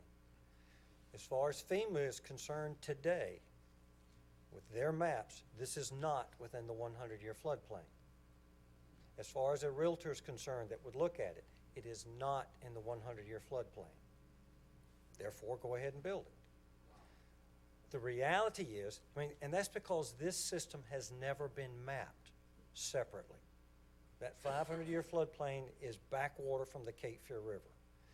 Now that it's been mapped accurately, now we know that that is a naturally occurring floodplain. If you move forward with that LOMAR, and if it's adopted by FEMA, then if somebody went in to build there, they would then know that it is within the 100-year floodplain. I don't know if that totally answered your question, but I hope it gave you some information. It kind of helped a little bit, but you know, I think it boiled down to greed of contractors wanting to build in a knowingly flood zone to make short-term money, but people that are purchasing those homes unknowingly and who would purchase it knowingly, I don't understand that, because that will really decrease the value of that property right off the bat. So it still doesn't make sense. All right, thank you, Councilmember Wright. Councilmember Ingram, Jones, I'm sorry. And then. Thank you, Mr. Mayor. Very quick, that's the point I wanted to make simply. Without that FEMA designation, that affects the buyback program. Is that pretty accurate? Until that area is actually deemed by FEMA a floodplain, whatever zone they rated at, that will affect the mitigation aspect as far as buyback, or that is already a possibility? Oh, sir, we actually, one of the impediments to Locks Creek is the income. We've gone through at least twice to try to see if the median income for the people affected was at a level that would allow FEMA to step in, as they did in Hollywood Heights, what Councilman Wright mentioned. That's the impediment there. We even went back, I think, during COVID to see if it had actually fallen. Is Chris? Yeah, he's over there. We actually did those things. I'm trying to confirm right now that we are actually putting on the permits, the building permits, that this area floods for Locks Creek. At one time, we were actually placing that on the building permit, so to the extent that we were able to do it. If we submit the LOMAR, CLOMAR, MORMAR, then I think that we would be within our rights to send a letter to every property owner over there. We should, notifying them that we are submitting it based on our initial studies. The area is problematic. Now, what this means, and I think that's what Sheila was coming forward, was to say, if in fact FEMA rates this, what does that mean for people who are applying for or will hold mortgages over there? But it also is it's a silver lining in that they then would be eligible, as you mentioned, for some potential buyout, but they'd also be required to get flood insurance. Yeah. And that is really what the folks who over there now, they should apply for flood insurance. Yes, thank you, Mayor. I'm trying to answer the questions. But I think that those are the things that I'm trying to confirm. Notelli, could you check with Dr. Newton about that? Thank you. Thank you, Mr. Hood. Thank you, Councilman. Councilmember Dawkins. Thank you, Mr. Mayor. It is a awful situation. Same things happen with the Delaware Drive folks. Their income is too high. Two of my friends over there sold their houses for $10,000 and lost a couple $100,000. But they still owe the mortgage. They still got to pay it. So knowing all this, Mr. Mayor, make a consensus motion to accept staff's additional reporting and recommendation to not move forward with the estimated $45.4 million proposed solution improvements outlined in option 2 and continue council's previous consensus of submitting a letter of map revision. Thank you, Mr. Mayor. All right, motion by Councilmember Dawkins to accept the recommendation of, as stated, seconded by Councilmember Wright. Any discussion on the motion? All right, Council, I look to you for consensus votes. All right, those opposed, Councilmember Ingram. It's not an easy fix to this, but thank you guys. And All right. Mr. Mayor, I do appreciate the work you've guys done on this, and you've given a lot of information. And Mr. Manager, I thank you for saying that you will go back to notifying zoning. I guess in my perspective, I was looking for more, but I do appreciate the work you guys are doing on this. Thank you. All right. All right, Council, as we move to items 4.06 through 4.011, those are council member requests. As you know, the policy for council member requests, 5-minute presentation for each item to gain consensus for staff engagement to move that item to the next step. So, Madam Clerk, if you could start the timer. We'll go to item 4.06, Council Member Banks McLaughlin. Thank you, Mayor. No, come up, Mr. Sproul. I am the liaison on the Cumberland County Parks and Recreation, and I am allowing Mr. Sproul to go ahead and discuss some of the options that they want to discuss as far as council approving the aquatic center. But I'll yield my time and let you go ahead and speak. Thank you. Good evening, Mayor and council members and staff. Appreciate y'all letting us have an opportunity. My name is Lee Sproul, and I'm the chair of the Parks and Rec Advisory Board here for Fayetteville and Cumberland County. I've come today on behalf of the advisory board to express our support behind the building of the aquatic center here in Fayetteville, centrally located, hopefully, as expressed by the city's capital improvement plan. We ask that this be budgeted for many reasons, most recently stated in the public forums that were done by the Parks and Recreation for their master plan. Some of those reasons are an indoor aquatic center was the #2 priority for investment in facilities behind nature trails. Programming priorities had aquatics as #2 for adults and #1 for youth. The aquatics is the only core program area that showed up in all age demographics as primary or secondary priority.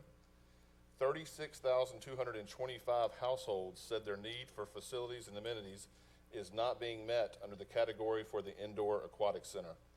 That's almost 10,000 more households than for nature trails. National trends that were looked at when they were doing the master plan was swimming has no activities with declining participation rates and was the leader in overall participation, primarily due to the multi-generational appeal. We also understand that there are only 4 swimming pools in an area with about 335,000 residents. In the city of Fayetteville, 211,000 residents. That's 1 pool per 52,750 people. There's also no pool for the Fayetteville residents east of the Cape Fear River in District 2. Swimming is a growing sport among our local high schools. However, in order to participate, most of these students have to make great sacrifices, such as 5:30 a.m. practices and traveling from great distances to get there. After the conference championships were complete, the following was written in the Fayetteville Observer a couple months ago, and quote the Fayetteville Observer on this: Cumberland County had a trio of high school swim teams earn conference championships in the final weekend in January. The Cape Fear and Pine Forest girls, along with the Jack Britt boys, all took gold on January 28th at the Smithfield Aquatic Center as Fayetteville's top squads in the pool. The fact that local residents traveled to Smithfield to compete, I think, should bring something to our mind when we're looking at this. The Fayetteville Cumberland Parks and Recreation Advisory Board asked that this project be made a priority and be fully funded. We also asked that we have the opportunity to help decide its location, as we believe it should be in a central area close to our downtown district. Thank you for your time tonight, and I'll be happy to take any questions you may have. Thank you, sir. This is a little unusual for a council member request, so I'll pivot it back to Councilmember Banks McLaughlin. She's got 1:45 seconds, or any other council questions or discussions for, all right, Mayor Pro Tem. No. What's the ask of the council, ma'am? It's to support the funding for the 2023 budget. So, is it my turn? Yeah. Okay, so we all know that I'm in, but I guess my question is, has the advisory board spoken to Michael? Because this has been a conversation, and I think there is a plan. Michael? But, you know, the city cannot build it on its own, so, you know, the school board has to be involved, the county has to be involved, and I know that we have discussed this and even have a place for it. Has that been discussed in the meetings, or yes, no, maybe? There's been general conversation. Okay, There hasn't been any in-depth conversation because there hasn't been clear direction. okay. So I guess my question is, so there has not been talks with the county? No, ma'am. Okay, so I guess All that's right. what needs So, to happen. Councilman Dockett, you had a question for him? I had some comments, Mr. Mayor, if it's appropriate. Well, this, yeah, I mean, if it's related to this, 20 Yes. seconds, Councilmember Banks McLaughlin, you had something?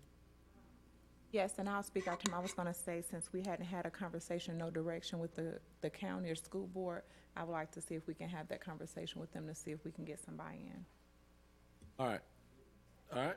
So, thank you, sir. So I do know, as you said, there have been some preliminary conversations. Collaboration is always good. So I guess the ask of the council during this request is to engage authorized staff, get consensus, to authorize staff and the manager to reach out to the other entities that were mentioned. Is that right?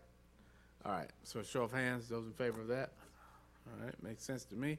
All right. Thank you, sir. Thank you all. All right.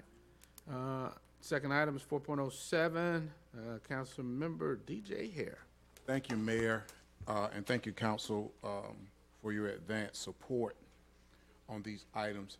4.07 is something that many of us have dealt with and have heard from our residents, our constituents, about the number of vehicles that are parked in the front of citizens' yards. I've had some up to the excess to 15 to 20, and whenever staff would go out, either the vehicles would disappear, or whatever the case may be. It was very difficult. And then we also, I've had concerns, as many of you, concerning trailers, large boats, RVs, and other vehicles of this magnitude that are parked in the front of the yard. So I met with staff, I don't know, maybe 2 weeks ago, and they are aware. We met on May the 13th, and we discussed the concern. What they were asking is for us to send it back to them. They had already started working. There's some dialogue that's already been taking place, some work that's taking place. So I'm asking tonight for council to agree to send it back to staff, to code enforcement, and allow them to come back to us with how this can better be handled. So I just have a question for Councilmember Hare, or maybe staff. So is it a fact that we are missing something in the ordinance, or is it an enforcement issue? Right. It could be some to deal with enforcement, but it's something within the ordinance and the distance, what's considered the front yard, you know, But I from the ask as a curb. review of the ordinance. Yes, and Okay. they are aware of it because, yeah. Okay, I got you. All right, Councilmember Wright and Dawkins, y'all had questions? So, my question would be, I guess, for staff, you know, 10, 15 cars in a yard, is this something, Councilman DJ Hare, that is an ongoing thing, that they're constantly there, or are there events that taking place on the weekends and they're there for a short period of time and then they're gone? These are questions that I have, and as the staff bring back the understanding of what the ordinance is saying, there may be something need to be implemented for those concerns if there is violations. So I just need to understand that. So the complaints that you were having, is that like you got 15 cars, 10 cars in those yards on a day by day for a year, they're not moving, you know, that kind of thing? I don't know if I can so much speak to that full detail of it, but We do not have any ordinance at all now of how many can be there. If I understand correctly, and I don't see anyone that I spoke So with. if I'm having a cookout, am I limited to having 15 cars in my yard at any given I don't know if that's from the direction that this concern is. I'm gonna go to Councilmember Dawkins. I see Councilmember Kinson. Thank you, Mr. Mayor. We're, Wasn't done, but that's okay. Oh, I'm No, sorry, not- brother. just- I would like to compliment staff. What they can do, and they've done this in another issue we're working about, a home-based gym business, is they went and got 7 or 8 peer cities. So I would like to know if we can, in your motion, I will support it, if it's a consensus for staff to go and get peer city comparisons as to how these other cities are handling it. Because whenever I go to Charlotte or Raleigh, I don't see 7 and 8 and 9 trailers and campers parking in a yard or boat. So I know that the ordinance is out there. We just need to find which one will fit for our city. Thank you. And I will say this, team, is that staff were the ones that wanted me to make sure that I stated trailers, large boats, and RVs. Okay. All right, Councilmember Kinson and Ingram, and about 45 seconds on this go. Thank you, Mayor. For the council request, I wasn't thinking about the cookouts. I'm thinking about what I've seen on a regular basis. Right. Where you've got 10, 11, 12 cars in the front or tractor trailer itself. So not an over or cookout Right. for a social event, but on a permanent basis consistently. Thank you. I think we have something for those large trucks and trailers that just may not be enforced. Councilmember Ingram? Yeah, I think, Councilmember here, I'm trying to track, and I'm glad you stated tractors, trailers, and boats. But does this also include like a car that's been sitting there, flat tires or stuff? We're talking about the yard. Are we talking about in front of the yard or Yes. in the yard? In the front yard. In the yard or in front of the yard? The front. Meaning on the street or on the grass of the yard? Well, I was speaking of actually in the yard. I think there are different ordinances, but this is what I suggest. I suggest if we move forward, let staff be the ones, since that's what they do, to bring all of this back to us. Okay, no, I because was they're just- already working on it. I was just trying to understand what the ask was for. Thank you. All right. And my act was in the yard. Councilmember, all right, so we over to 5, we'll go with Councilmember Jones, then we'll have to take a consensus to move to the next item. I just, thank you, Mr. Mayor. Just wanted to make sure that also included, I think, Article 30-4 with the 1 axle versus the 2 axle. I think that fits in that category, so I just wanted that to be included as well, Yes, sir. of the Thank you. same size. Thank you. We do. Okay.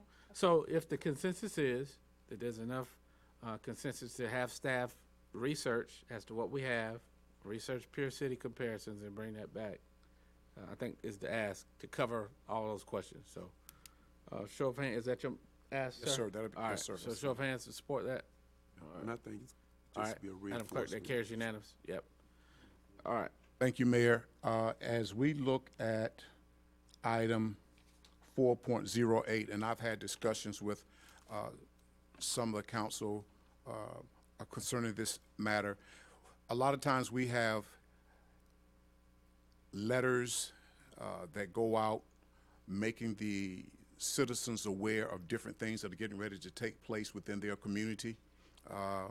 And I think we're at 700, I think it's 700 feet now, is it? So, but at the same time, I'm hearing back from some citizens that are saying, and all of us are, that they have not received a notification. And especially if there's a open lot or a very large lot that will encompass a lot of what the present distance is now, and then right behind that wooded lot is a subdivision, is a group of homes that never get the notice. Now, where we are now is just a change of where it used to be. If it's 500 feet, and maybe someone can help me with that, but if it was 500 feet, if I'm not mistaken, we first started out at 1,500. Then we went from there to maybe 700. Then we went from there maybe to where we are presently, 500. So it has changed over the years, and within that change, it's not expanded enough to touch all of those that need to be notified, because citizens need to be notified when there's new proposed zoning getting ready to take place within their community.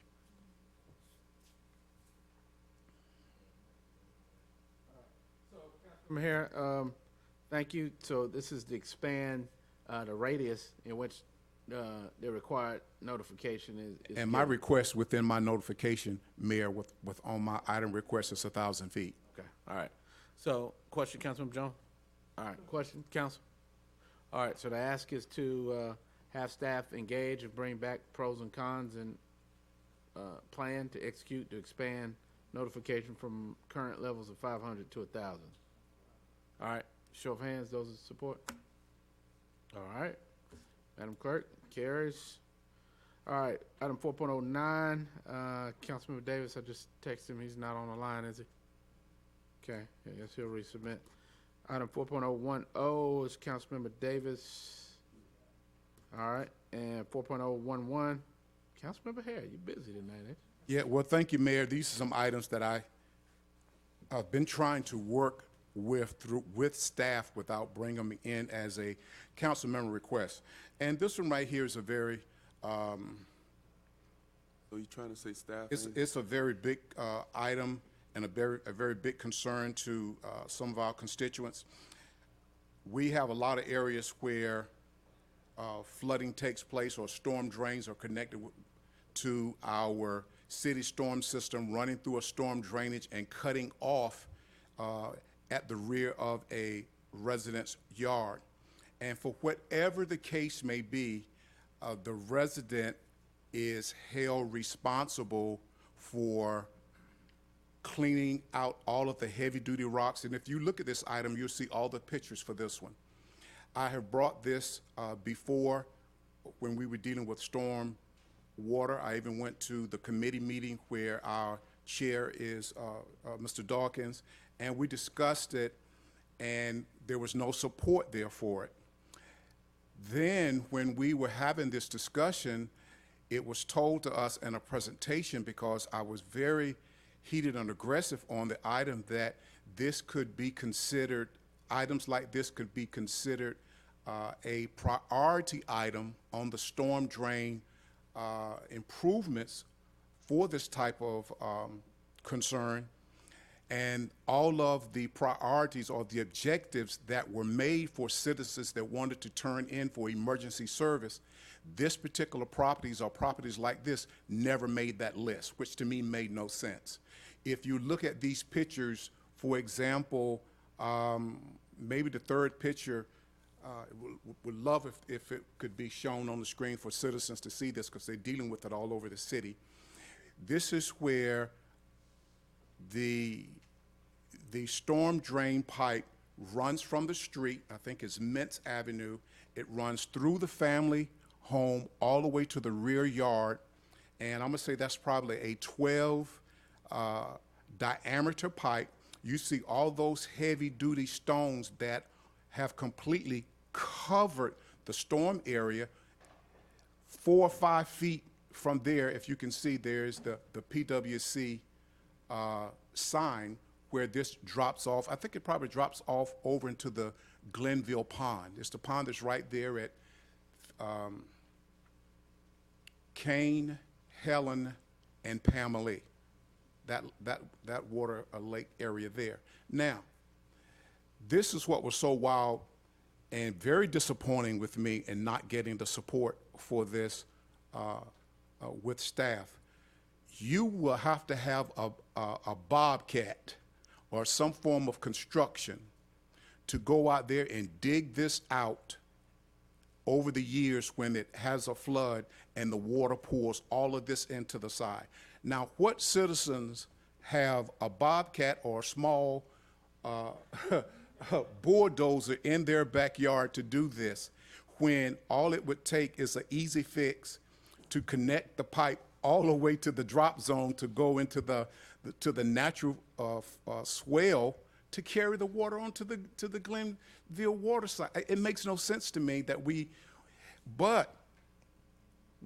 put all this other significant money into storm drains, but the people we're supposed to be helping are the ones that are screaming. One thing that I heard tonight that really it touched my heart, and I hope I get support from it. It came from Councilman Dawkins. He says that we cannot wish these problems off of our citizens. We can't wish it off. We just can't say, okay, well, we can't help you, and just wish it off. But the citizens continue to receive letters from the city saying that if you don't get this done, if this is not done, then whatever the consequence is, if either it's a fine or just the harassment of the citizens. So I'm asking that we help and that. I have time for questions. Oh, okay. All right. Let me give you. All right, Because I've been fighting it for a while. 27 seconds. So it's about all you're gonna have time for. Councilmember Kinson, real quick.